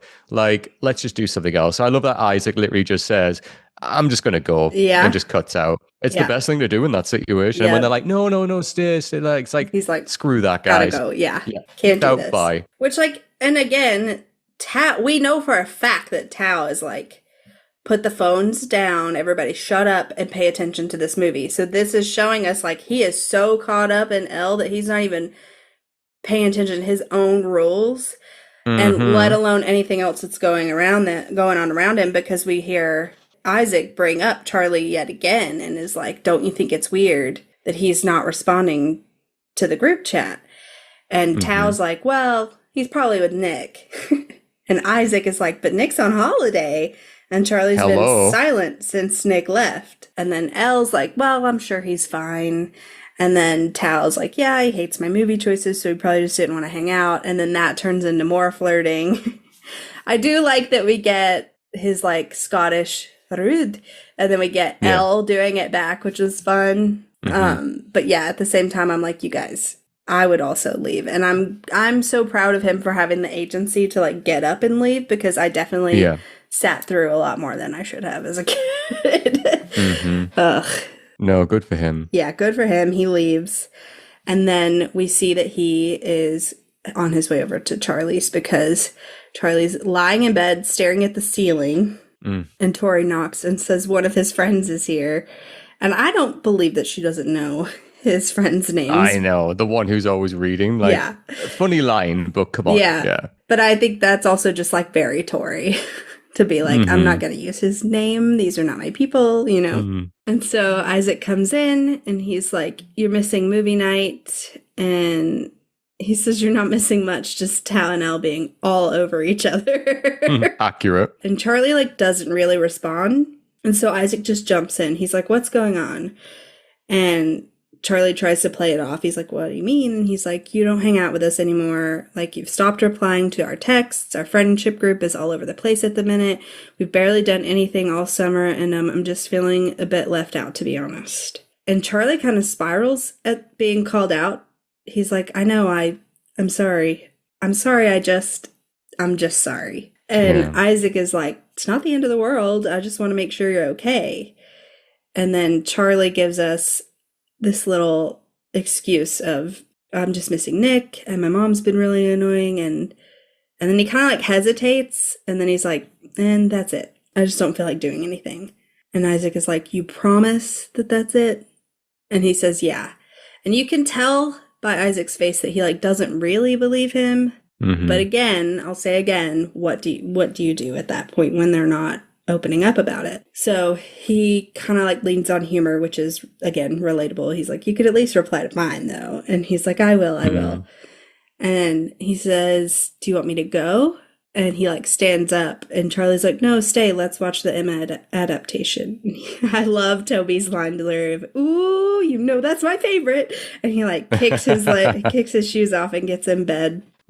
Isaac's such a good friend. He is. Like, that's what I was going to say with this scene in particular. Like, you know, he's the one that literally said, look, Charlie's MIA right now. Like, he's isolating himself from us. Something's going on. If you guys aren't bothered, I'm going to go over and check on him. And he is the one, like, because he's the one that isn't in a relationship, and he's the one that sees everybody else in a relationship. It's like he's almost like the watcher of the group, where like he's seeing everybody else doing things, you know, because he's got that space to do that because he's not in a relationship, right?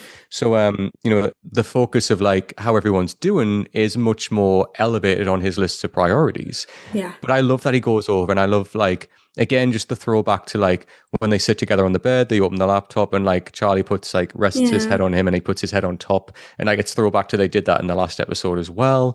But it's just a lovely platonic friendship that I really like between them. And again, like, you know, straight away, he doesn't overburden Charlie. He doesn't outstay his welcome. He even says, look, I'm here to check on you. Do you want me to leave? Because I can. He gives him that option. But he also recognizes that Charlie is actually talking to him. You know, he's actually saying things because he hasn't been responding to texts. You know, last time they spoke, he didn't really get anything out of him. So like, he's recognizing something's up. I'm getting little bits from him. He's not telling me everything, but at least he's talking. But if you need space, hey, I'll go. And then, you know, it's Charlie, which, you know, it's great that Charlie almost pulls himself out of this. He's like, actually, it would be nice if we just sat and watched a movie together because it's probably distracting from what's going on in my head right now. And I can do that with Isaac because we have that friendship. And I love just that scene of them just sitting on the bed, like heads rested on each other, just watching something. That's the type of friendship that you need when you're down, right? Yeah, absolutely.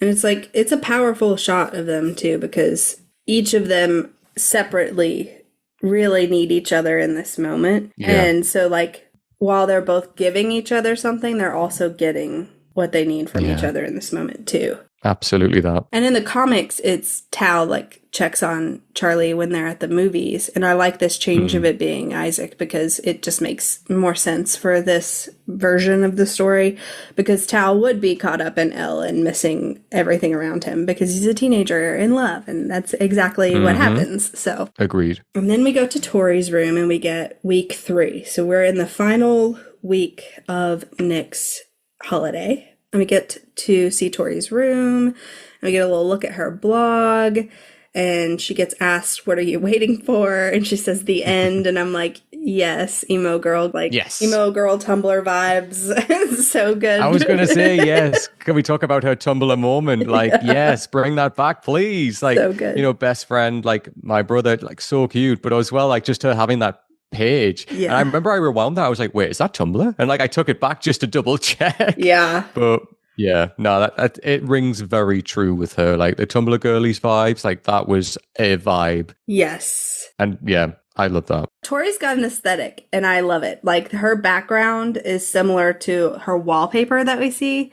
The wall, and it's kind of hard to tell the coloring because they put a filter on it, you know, but it looks like maybe dark, like a dark navy instead of black, but it's got stars all over, and there's like a pale green accent wall with stars.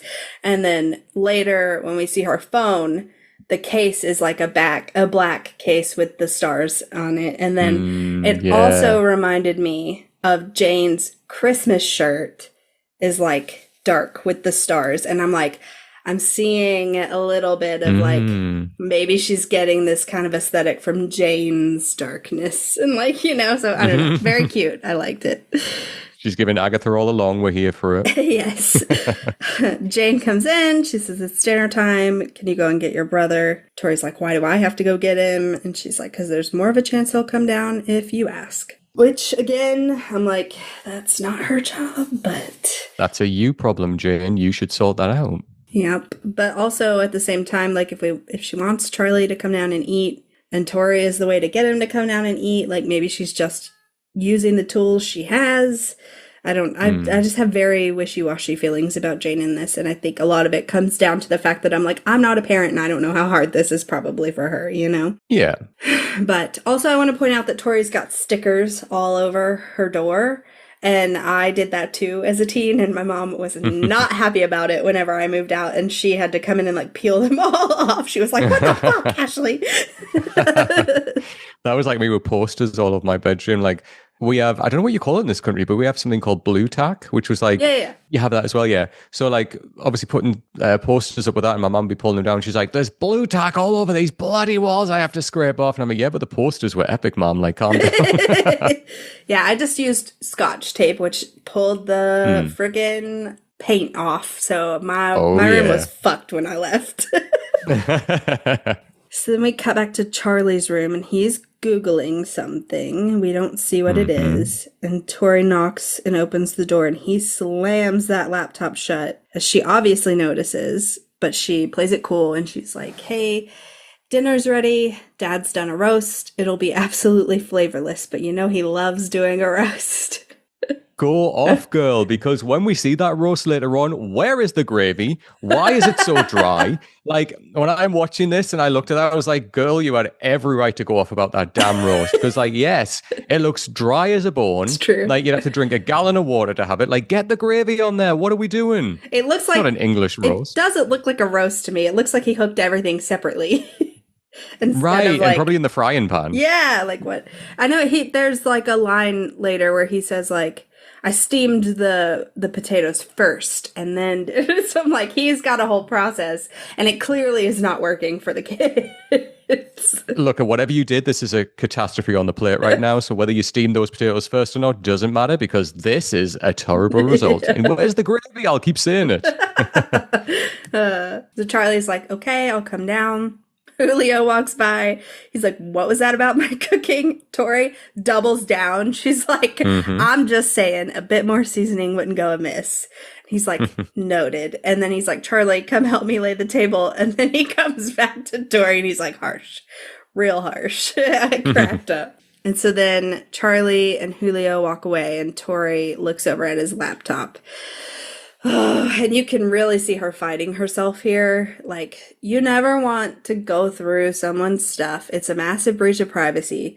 But at the same time, if you're worried for someone's safety and their health and you can't get them to open up about it, like, it's a tough decision, but I think she made the right choice here in looking and checking on him, trying to get some shred of clarity on what is going on with him. I do think that she should have reached out to an adult, like, obviously not Jane, but like maybe Julio would have been someone to talk to. And so I think it's interesting that her first choice is Nick. But then again, you think about it, and like, her mom puts everything on her, so it makes sense that she would be like, we can handle this, you know, on our own. Yes, I think she makes the right choice and the wrong choice. So I think she makes the right choice in this instance alone, opening the laptop, because she knows that Charlie would never open up to her, and clearly Charlie's going through something quite serious. So, you know, and again, as you said, like, to go through somebody's privacy like that is, you've got a mixture of emotions. There's like ethical concerns and everything, but then she knows, like, shit, this is my brother. He's going through something. He's not going to tell me. I need to figure this out. So I think that's the correct approach in what she did, and like figures that out. Wrong person to ever message was Nick. I think that was the wrong move. And I think the reason why is Nick is not there right now. She knows he's on holiday. So what can he realistically do? All that's really going to do is cause more worry for Nick while he's away and can't physically get back earlier than the time that he does. And I think personally, if that was me, after dinner, I would have gone to see Charlie myself, sat down in his room and be like, "Charlie, I want to start by apologizing. I looked at your laptop. I saw that you were Googling this. You know, I'm really sorry if that is what you're going through or anything like that. But I just want you to know that you're not in this alone. Let you and I speak to somebody together, you know, or if you want anything to share, let's talk about it. I won't tell anybody, but I want you to know I'm here. And if you want to go further with this and you want to speak to not our mom, maybe not our dad, but if you want to speak to anybody else, somebody at school, maybe, we can go together and do this." And I think that would have been a much more healthy approach, because texting Nick, like, of course, keep Nick updated with everything. But right now, in that moment, what can he realistically do? He's on holiday, and it's only going to cause more worry about him, you know? Yeah. And I know that she knows that, you know, Nick and Charlie talk and they're open with each other. But right now, like, we're past the point of like, hey, I feel a little bit like this.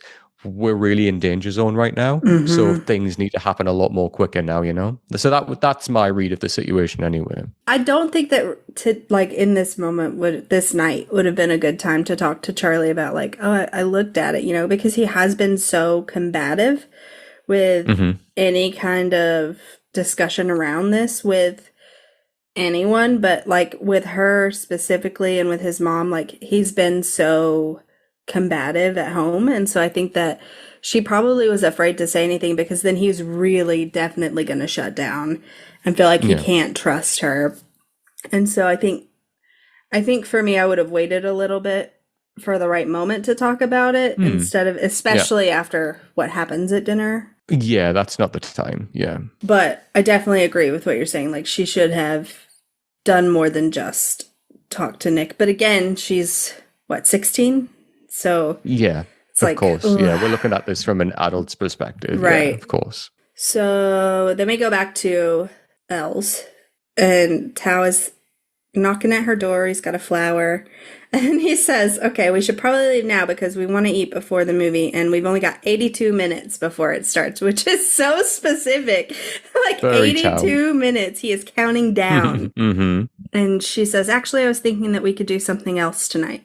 And you can tell that just her doing that like throws him off. He's like, what were you thinking? Like, yeah, because he's had all this plan, like this is the last night of their summer together. So he is like had everything laid out and now she's at the last minute trying to change stuff. And then when she says nothing, he's like full panic. He's like, but it's the last night before you leave. She says, Tao, how many times do I have to tell you that I'm not leaving? We did this before when I moved to Higgs. And this is where I question, how far away is Lambert? Because in season 2, they make a big deal about it being far and they have to take a train and it's like a day trip. But she doesn't seem to move. She must be taking the train to and from for school every day. So how long of a train ride is it? And like, I don't know. I'm just very confused about where Lambert exists.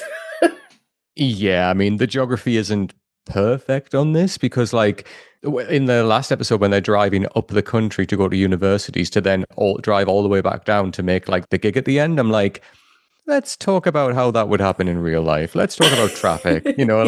You ain't getting all the way up to Leeds to then come into Durham to come all the way back down to catch a concert. Like that ain't happening. Yeah. But sure, let's go with it. Let's say they flew down on a private jet. Let's go with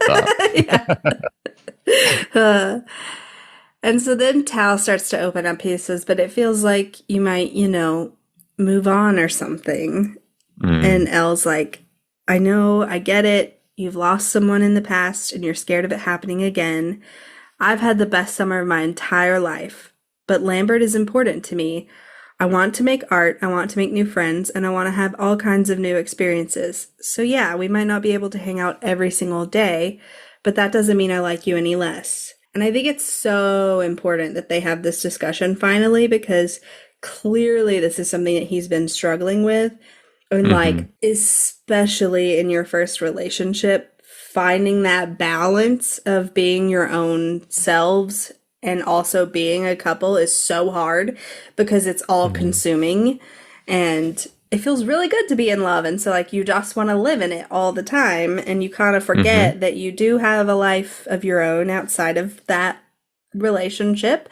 And it's important that she says like, these are things that are important to me and that need to happen for me and my happiness. And it doesn't mean that I don't like you or want to spend time with you. I am just my own person.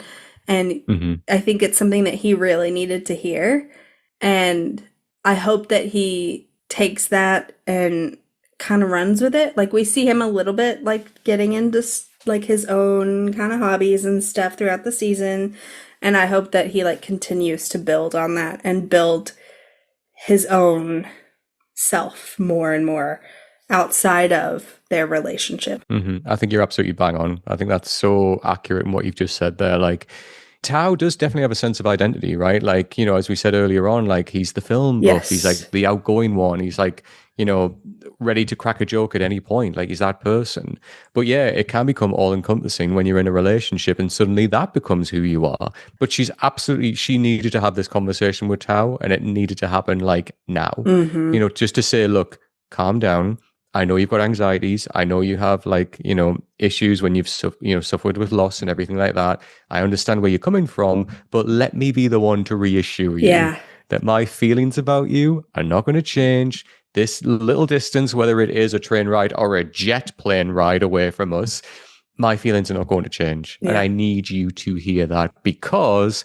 And then when she delivers the line, I think that's the penny dropping in Tao's mind when he's like, okay, we're on the same level here. You feel that way about me? That's amazing. And when he even says, I've been wanting to say it for weeks, but I didn't feel like it was the right time. He's been showing that for weeks.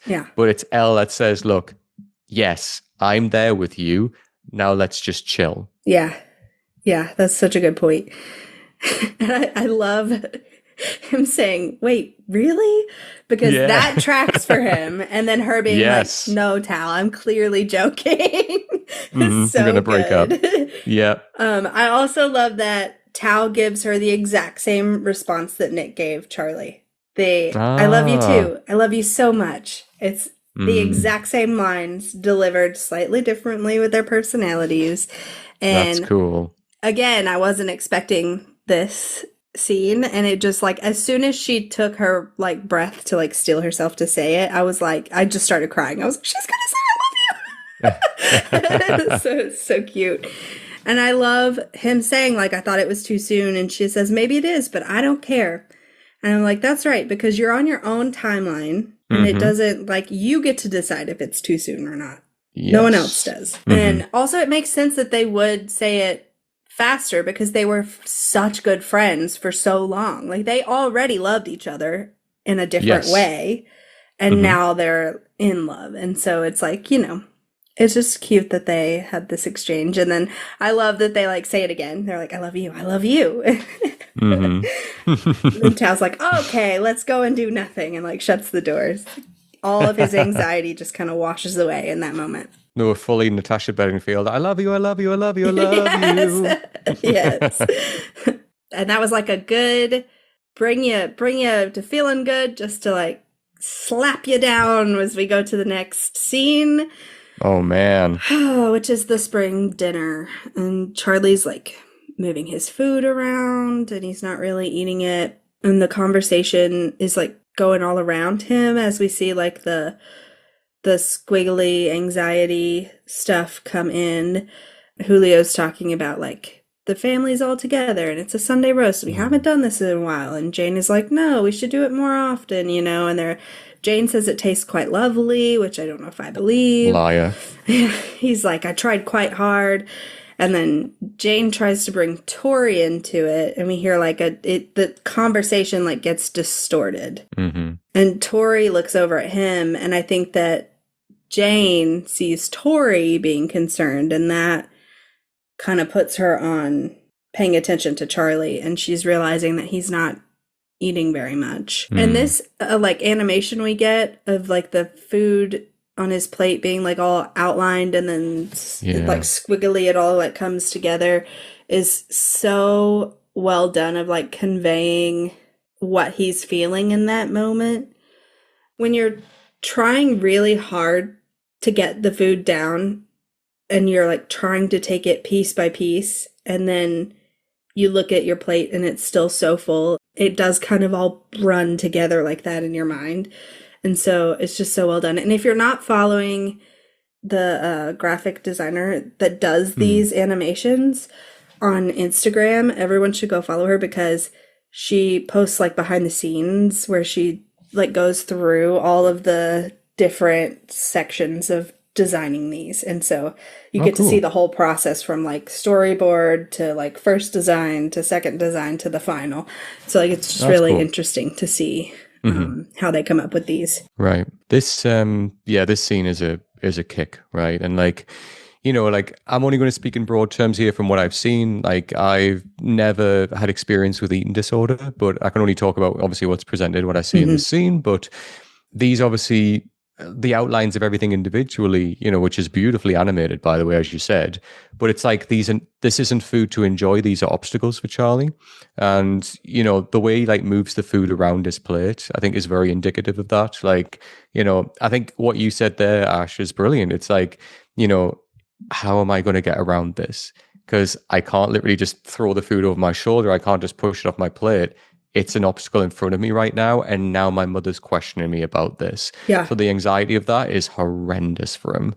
But yeah, like just as well, the fact that the conversation's happening and the whole time Charlie's focus is on the food, because that's the biggest obstacle to him right now. How do I get out of this? Mm-hmm. And yeah, like, the animation of like the walls coming in and everything, it's so well done. Again, like going back to seeing inside of that character's mind and the worry, this show's always done that really well. And again, this scene in particular handles that really well. I agree. And it's also like the juxtaposition, right, of like his anxiety and this darkness like coming around him, and like everything kind of getting distorted with like the funny like laughter conversation that the family's having around him, that he's like he's not really hearing it, and he doesn't really want to be a part of it, and they're not like picking up that he's struggling. They're like, he's like, tell me, is it the seasoning? Is that why you're not eating? Ha ha ha. Like, so like they're not getting it. Tori gets it. Tori's understanding, but she also knows, like she's seen his laptop now.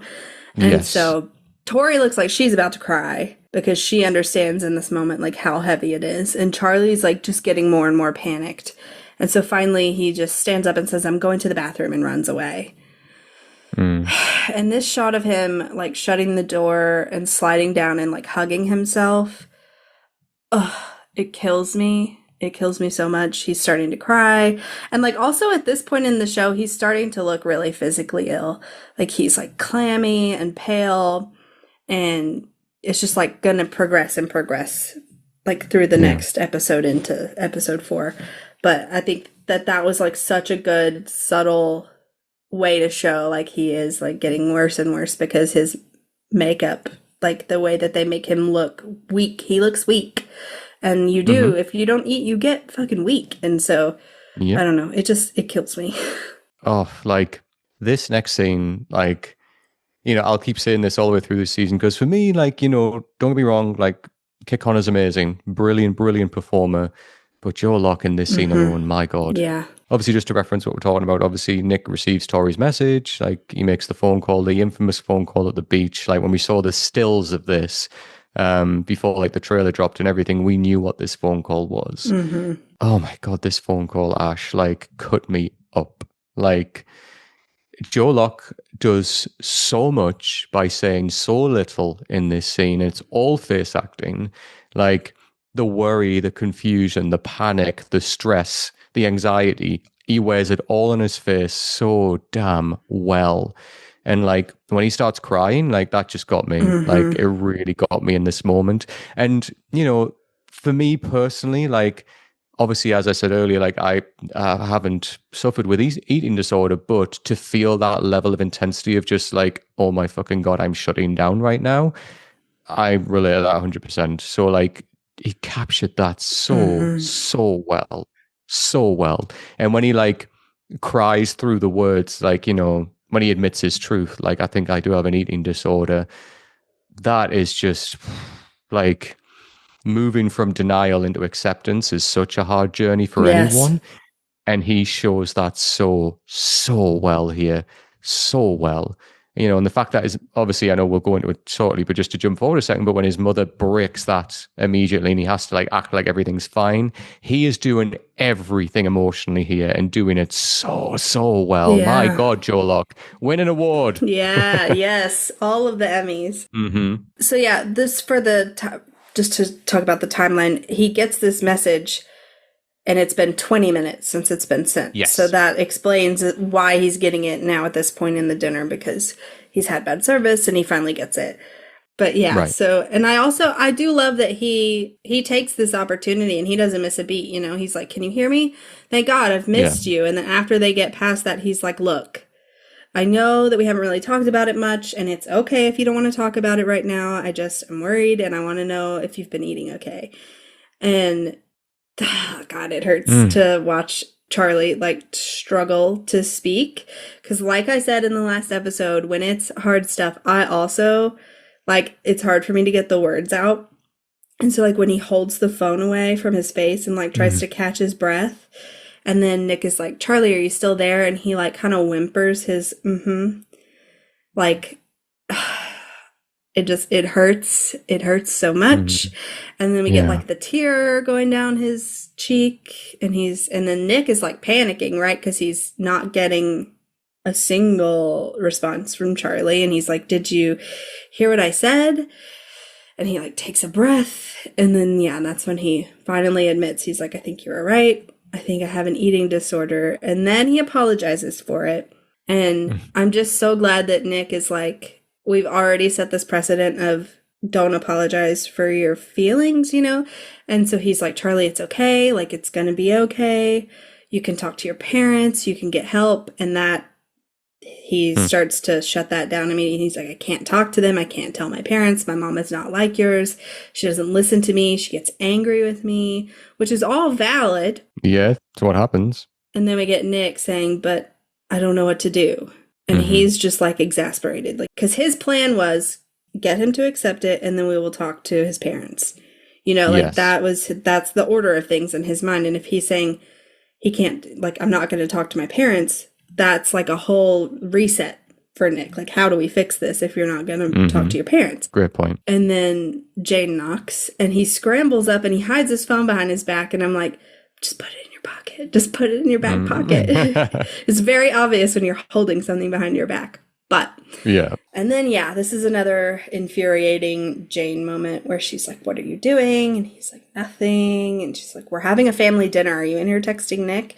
And he says, I wasn't feeling very well. And she says, okay, well, what's wrong? And he's like, I don't know. And she says, Charlie, you can't keep skipping dinner. You have to eat. And he says, I don't feel well. And she's like, well, come on, come downstairs and I'll get you a paracetamol. And he's like, there are tears streaming down his face. And so my instinct is to be pissed off at Jane, because it's like, you can tell he is fucking struggling. You're still being like harsh, and like, what the fuck is a paracetamol going to do for not eating dinner?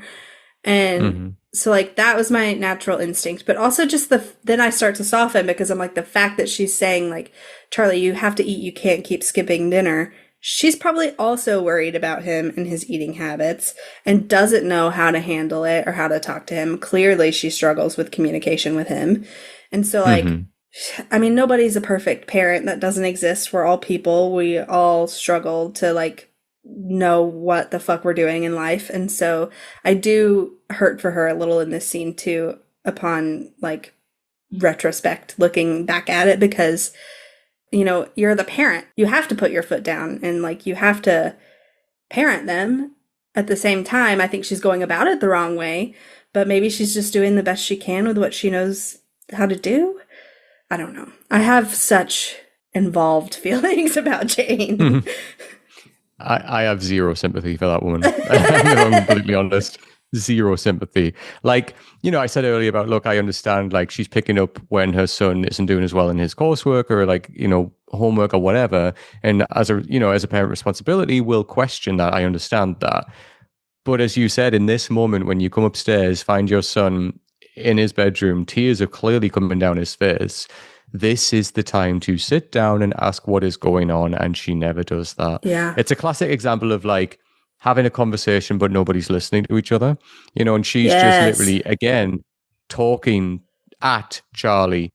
What are you doing? You better not be texting your boyfriend. Come down and finish your dinner. Oh, you're ill? Well, let's get a paracetamol. You are saying things to him, but not listening to what he's saying to you. And the little things that he's saying to you are saying a lot. And if you're not bothered on listening, just look at him, for God's sake. Look at the state he's in right now. Yeah. That should say everything. And I know that, you know, she talks all about like, oh, you know, like to Tori, oh, you're better at talking to him. And, you know, like he listens to you. He listens to you too. And he listens to the crap that you say to him. So in this moment, I know people react differently to, you know, we are not parents, right? I completely understand that. She's probably got a million other things going on with her mind right now. She's had a lot of conflict with Charlie. Maybe she relates this to being another conflict moment. I understand that. But God, at the same time, just ask your son if he's okay. Like, just do that. And like, I know this builds up the tension for episode 4 when they sit down together and have that conversation, of course. And that's the switch for her. That's the oh shit moment. Mm-hmm. But for God's sake, just hug your son. Like, what are we doing here? Yeah, and you're right, because he gives her an opening with when he says, I'm not feeling very well, and she says, well, what's wrong? And he says, I don't know. She could have been like, okay, well, let's talk through it. Like, what are you feeling? Like, what, let's narrow it down then. And instead she's like, I'm going to get you a paracetamol. The magic cure for everything. So I think that she also needs therapy and that she also needs some like med management, but she's not there yet. So no. So then Charlie says, I have to go. Sorry, I love you, and hangs up before Nick gets a second to say I love you back. And I think that this is such an interesting difference in the comic, because in the comic, the grandparents are there and they're having like an actual like extended family dinner. And it's Charlie that calls Nick in that moment. And this is Nick reaching out again, calling Charlie, which I think is just like a subtle switch that works really well. Right. So we see Nick's feet as he's tossing rocks into the ocean. And I have bolded and underlined, thank you so much for not getting your shoes wet. I don't think I could have handled it on top of the context of this scene. Right. So he's tossing rocks in the ocean, and Diane walks up and she says, hey, we should probably be heading back soon. I need to put the kids to bed. And he turns and looks at her, and he is just absolutely defeated. Like, there's nothing left for him in this moment. And so she's like, okay, this is it. I'm taking this moment. Like something for real is up, and we got to figure it out. This is the last night of the trip. Like, I need him to open up. So she says, what's going on? You've had something on your mind this whole holiday. And he just goes right in, and I'm proud of him for just like opening up in that moment, which like he is extremely raw and like, feeling everything. So it makes sense that he would just be like, I have nothing left. This is what's going on. So he says, Charlie has an eating disorder. And she says, are you sure? Which I think is interesting from her specifically to like ask, are you sure? Because it feels like doubt, even though I don't think that that's what she meant. No. But it doesn't deter him in any way. He's like, yeah, he just can't eat sometimes, a lot of the time, which makes him really anxious. And it's been getting really bad recently. I'm trying to get him to talk to me about it or talk to his parents or something, but he says he just can't. He can't talk to them about stuff like that. And as he's giving this, he's like getting more and more worked up and starting to cry. And he says, I don't know what to do. I can't force him to eat because it'll just make him more upset. And if I don't do anything, he'll just... And then he kind of breaks and he turns around and he says, I really love him and I'm scared. And she hugs him. And he starts crying, and the noise that he makes when he cries. That whimper, that cry. It kills me. Can we just have a minute to say as well that this was the scene that Kit Connor had the audacity to say that he thought he was shit in? What? Yeah. What? This, for me, is one of his best performances of the entire show. Yeah. Like...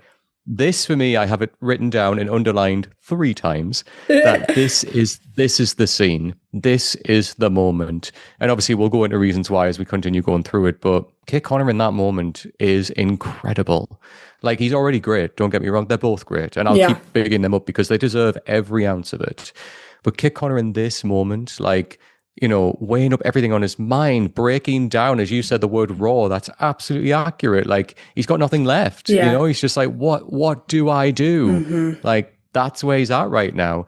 And like the way Hayley Atwell just says, like, come here, and like pulls him in for a big hug. I love that she's an aunt first and then a therapist second. So like she sees her nephew is basically breaking down. As a therapist, in sessions with that, she can't do that with her clients, obviously. But she's an aunt first. Come here. Let me give you a big hug. Get it out of your system. Now let's have the conversation. And like Hayley Atwell is brilliant in this moment as well. For like, she doesn't meet him at his despair. She keeps elevated to pull him back up. And that's what I love about this. She's not kind of meeting him to say, everything is fucked. What are we going to do? This is a really horrible situation. She straight away goes into, this is what we can do to help. And it's not all on your, shoulders. Mm-hmm. And I absolutely love this scene for that. I agree. Yeah. And she's also she doesn't jump to everything's going to be okay. You know, so she like goes through the actual logical steps that they could take. The process. I also think it's really important that he hears, like, you're a 16-year-old kid. That's a lot to put on the shoulders of a 16-year-old, and it is okay to be scared. Yes. And we hear the instrumental part of My Vine starts playing by Wasia Project. And he says, I don't know what to do. I don't know how to fix him. And she says, maybe you can't.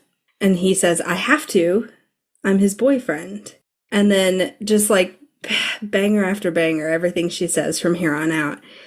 I know, and I know that you love him so, so much, and I know that you think that it's your job to save him, and I know that it feels like you're each other's whole world, but that dependency isn't healthy for anyone. And so then we get this like spliced scene, right? We see Charlie, he's like Googling again, and she says Charlie needs someone who isn't his 16-year-old boyfriend. He needs help from a doctor or a therapist, someone who understands eating disorders and how to treat them. And then she gives us the line, love can't cure mental illness. Put that on a t-shirt. Like, yes, that is so good. The line.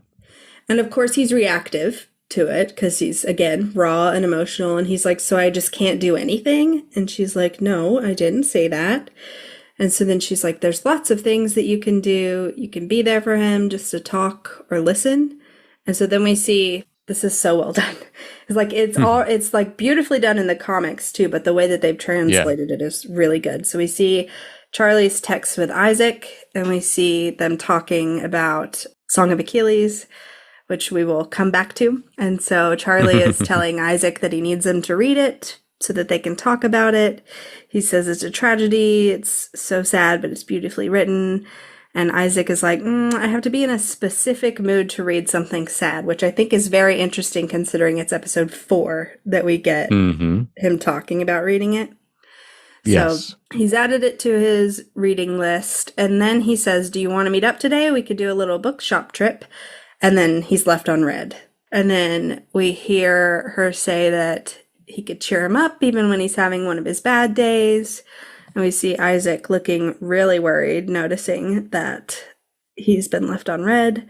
She says, and on those bad days, you can ask him what you could do to help, standing together even when it's hard. And we see Tara and Darcy in Darcy's bed, and there's a long list of missed calls from their mom. And Tara grabs their hand and like holds it tight, and Darcy blocks the contact. And then Diane says, but also knowing that sometimes people need more support than one person can give. And then I love that she grabs his face as she says, that's love, darling. Oh, the delivery of that line. That's love, darling. Like, like the way that she says it positively, you know, and like brings the whole situation up. Oh, I agree. It's just elevated. It's gorgeous. Just Hayley Atwell was perfect for this role. Perfect. Yes. Like, oh my God, it's so good. Like just giving the best advice of how you can help in the situation, right? Because like when you're in that situation and you don't know how to help, your default can be, oh my God, I need to love bomb. I need to try and make this person feel better. So I'll get them things. I'll tell them I love them. I'll, a little bit like what Tao's doing with Elle. I've got to do all these things to make sure that they're happy. And that's great and that's lovely, but that's not the help that Charlie needs right now, Right. So like obviously in like Nick's mind, the 16-year-old mind, he's thinking, oh my God, like he's the person I love. I need to solve this with love. I need to make sure he feels good. Like, and it's all the love bombing, which people do. Right. And which, we're all guilty of. But I just love that Hayley Atwell's like, okay, step by step, this is what we got to do. And this isn't going to magically fix things, but this is the support that we can give. And the way she lays it out, as you said, Ash, the way it's all edited, her talking over the top of stuff that we're seeing, it's like, it isn't just about Nick and Charlie. She's like pulling everybody else in, saying this is what we can do as a collective to really help to support him. And like you see the penny drop in his mind where he's like, this is starting to make sense. This is like, I've been in so much darkness worrying about this, but now I can kind of see the light to get me out of this. And it's really well played. Plus, like, it pays off later on when we see Nick, like, putting the things into practice. And, like, when he's writing stuff down and, like, he's doing the things that she's saying, it really pays off in that way. Yeah, he's really listening to her. And you're right. I love that she, like, flips it to a positive. It's not a there's nothing you can do. Yeah. It is, these are the subtle ways in which you can support him through this. And I think also, because you're right, he's in fix-it mode, right? He is like, I am his boyfriend. I am the person that he is going to lean on the most, and I need to be able to support him and fix this for him. And that's like such a hard lesson to learn, is that, like, you can't fix everything for everyone. Sometimes you just have to support them as they pick up the pieces. And, you know, like, they have to do some of the work too. You can't do it all. And she lays it out so beautifully for him, like, in such an easy to understand way. Like, she doesn't use any, like, psychological terms. Like, she doesn't go into, like, full therapist diagnosis mode. She's, like, talking to him like he's 16. And that's, like, really what he needed. And I love that she just holds him as he sobs here, just, like, lets him get it out. And we get the vocals from My Vine kicking in, which is like, yet another Wasia Project song thrown in here to destroy us. Right. Oh, what a gorgeous emotional ending to this episode. Yeah. Like, I know it's super heavy. Emotions are incredibly high for everybody, really, for different ways. But, oh, man, like, just... When the credits rolled there, and as you say, like, this, like, the song comes in, like, obviously more, like, the volume's up on it, just, oh my God, I was just sitting there like, oh, deflated. But beautiful. Like, that scene for me, like, is one of the best of the whole show, like, by far. Like, that scene for me is so powerful for, like, that's the scene that you can learn from, you know? Like, there's still, and I know we're talking about 16, 17-year-old kids here. That's a scene that adults can learn from right now, you know? Like, feeling that struggle of, how do I help somebody going, and not even just an eating disorder, how do I help somebody going through something really serious right now? There's a lot you can learn from that scene alone. It's really, really well played, really well written, and inspiring in a way, you know? Like, we don't end it, like, if the scene had ended with Charlie crying on the phone, we'd be in a much worse place. Compared to, this is giving us hope going forward, and it's so well written for that. Also, something that I just thought about is the fact that this happens on the beach, and, like, what an important part the beach plays for Nick and Charlie, like, throughout their time. And so for this discussion to happen on a beach, and, like, of course Charlie's not there, but he is there for this as well. So, like, it's just so beautifully done that it was on the beach to, like, tie it all together. You're right, yeah, because, like, last episode, they're all on the beach together. It's sunny, it's a beautiful day, they're in the water together, they're having fun. Like, when they, you know, announce that they're boyfriends in, like, the end of season 1, and they run into the water together, Ash's favorite moment, lol. But but you know, like, the beach has always meant this place of inspiration and happiness for them, you know, to fully be themselves. And now we get the beach at nighttime. He's not going in the water, he's throwing stones at the water, which is interesting. Like, the wind is really up. You can hear the wind in this. And, like, Hayley Atwell, like, comes forward, and, like, it looks very different. You know, like, the beach has always been this almost, like, beautiful, like, metropolis, you know, like, it's always been, like, the beautiful place where they are. And there's so much darkness on that beach, but Hayley Atwell wearing the very light clothing is the light to take him out of there. And it's just, it's beautifully played. It's the moment, it's the scene, it's everything. Yeah, and, like, the beach is always a turning point for them too, right? Like, so they say they're boyfriends, and Nick is like, I want to come out. And then at the beach in episode 1, Charlie's about to say, I love you, and Nick decides to talk about the eating disorder. Those are turning points for both of them.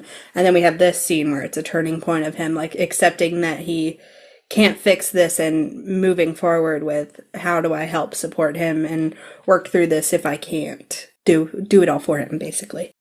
So, where do you fall on the scale? Oh, okay.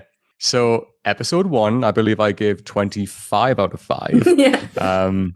So I'm going to up that for this, because I really, yes, I know it's an emotional episode. I know there's a lot going on. I know that the number could very much drop because of the intensity of emotion. But on the same angle, I love how pivotal this episode is for everything going forward. If you take this episode out of the entire season, the season would play out very differently. Yeah. This episode really paves the way for the rest of the season, what we get. And I know episode 1 was great. Don't get me wrong. It was like dropping the seeds. It was like hinting a lot of stuff and it has a lot of payoffs. But this is like you're going down the road. You come to a dead end, but then this season is where you look and say, there's another exit. Let's go this way. And it really does pave the way for the rest of the season. So, for that reason alone, I'm kicking it up. I'm going to 35 out of 5. Woo! I did the opposite. Yep. Yeah. And I don't blame you. I can understand why. Yeah. While I do love their moments and stuff, they don't make me burst with happiness. And so I was like, I'm not going to count them on the scale. So the scenes that I factored into this were the Farouk and Ajayi flirting, because that gets me going. And then also the Tao and Elle saying, I love you. So I gave it a 1.3. Ooh. On the scale. I think that this is not my lowest, but it's higher than I thought I was going to go for it. Mm-hmm.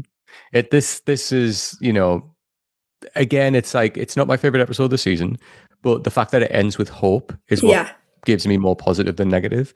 Like I say, if we just ended with even Nick just hugging his aunt before she said all of that at the end, or if it ended with Charlie after his phone call, we would have been talking minus 60. Yeah, definitely. But yeah, you know what I mean? Christ, I would have been but because it ends with hope and direction, that's the positivity that gives me. Yeah. So I'm right, let's go. So that's why it brings it up for me, and more than the first episode. But we'll see how that scale changes going forward, because episode 4, baby. Oh. Yeah, 4 is rough. What's your favorite quote? I mean, it has to be love can't cure a mental illness. Yeah.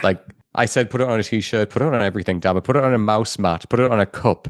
That is so integral to the show. So integral to what Nick's going through at that point.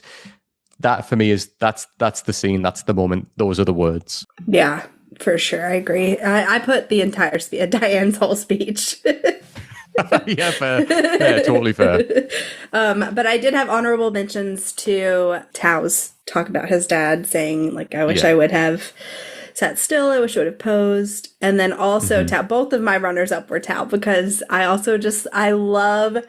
will personally fight any examiner who gives you a bad grade. Yeah. It's so Tao. It's so good. And I had to give a shout out to those two as well. Totally fair. That makes sense. I love that. All right, guys. So that wraps us up on this episode for today. A really emotional one. It's still hanging on us right now, but Hayley Atwell is an icon, and that will stay with me for the rest of my life. Yes. We will be back in 2 weeks with season 3, episode 3, Talk. If you want to follow us online, we are at Why Are We Cast on all platforms. And if you like this, please consider rating and reviewing us. Until next time, bye. Bye.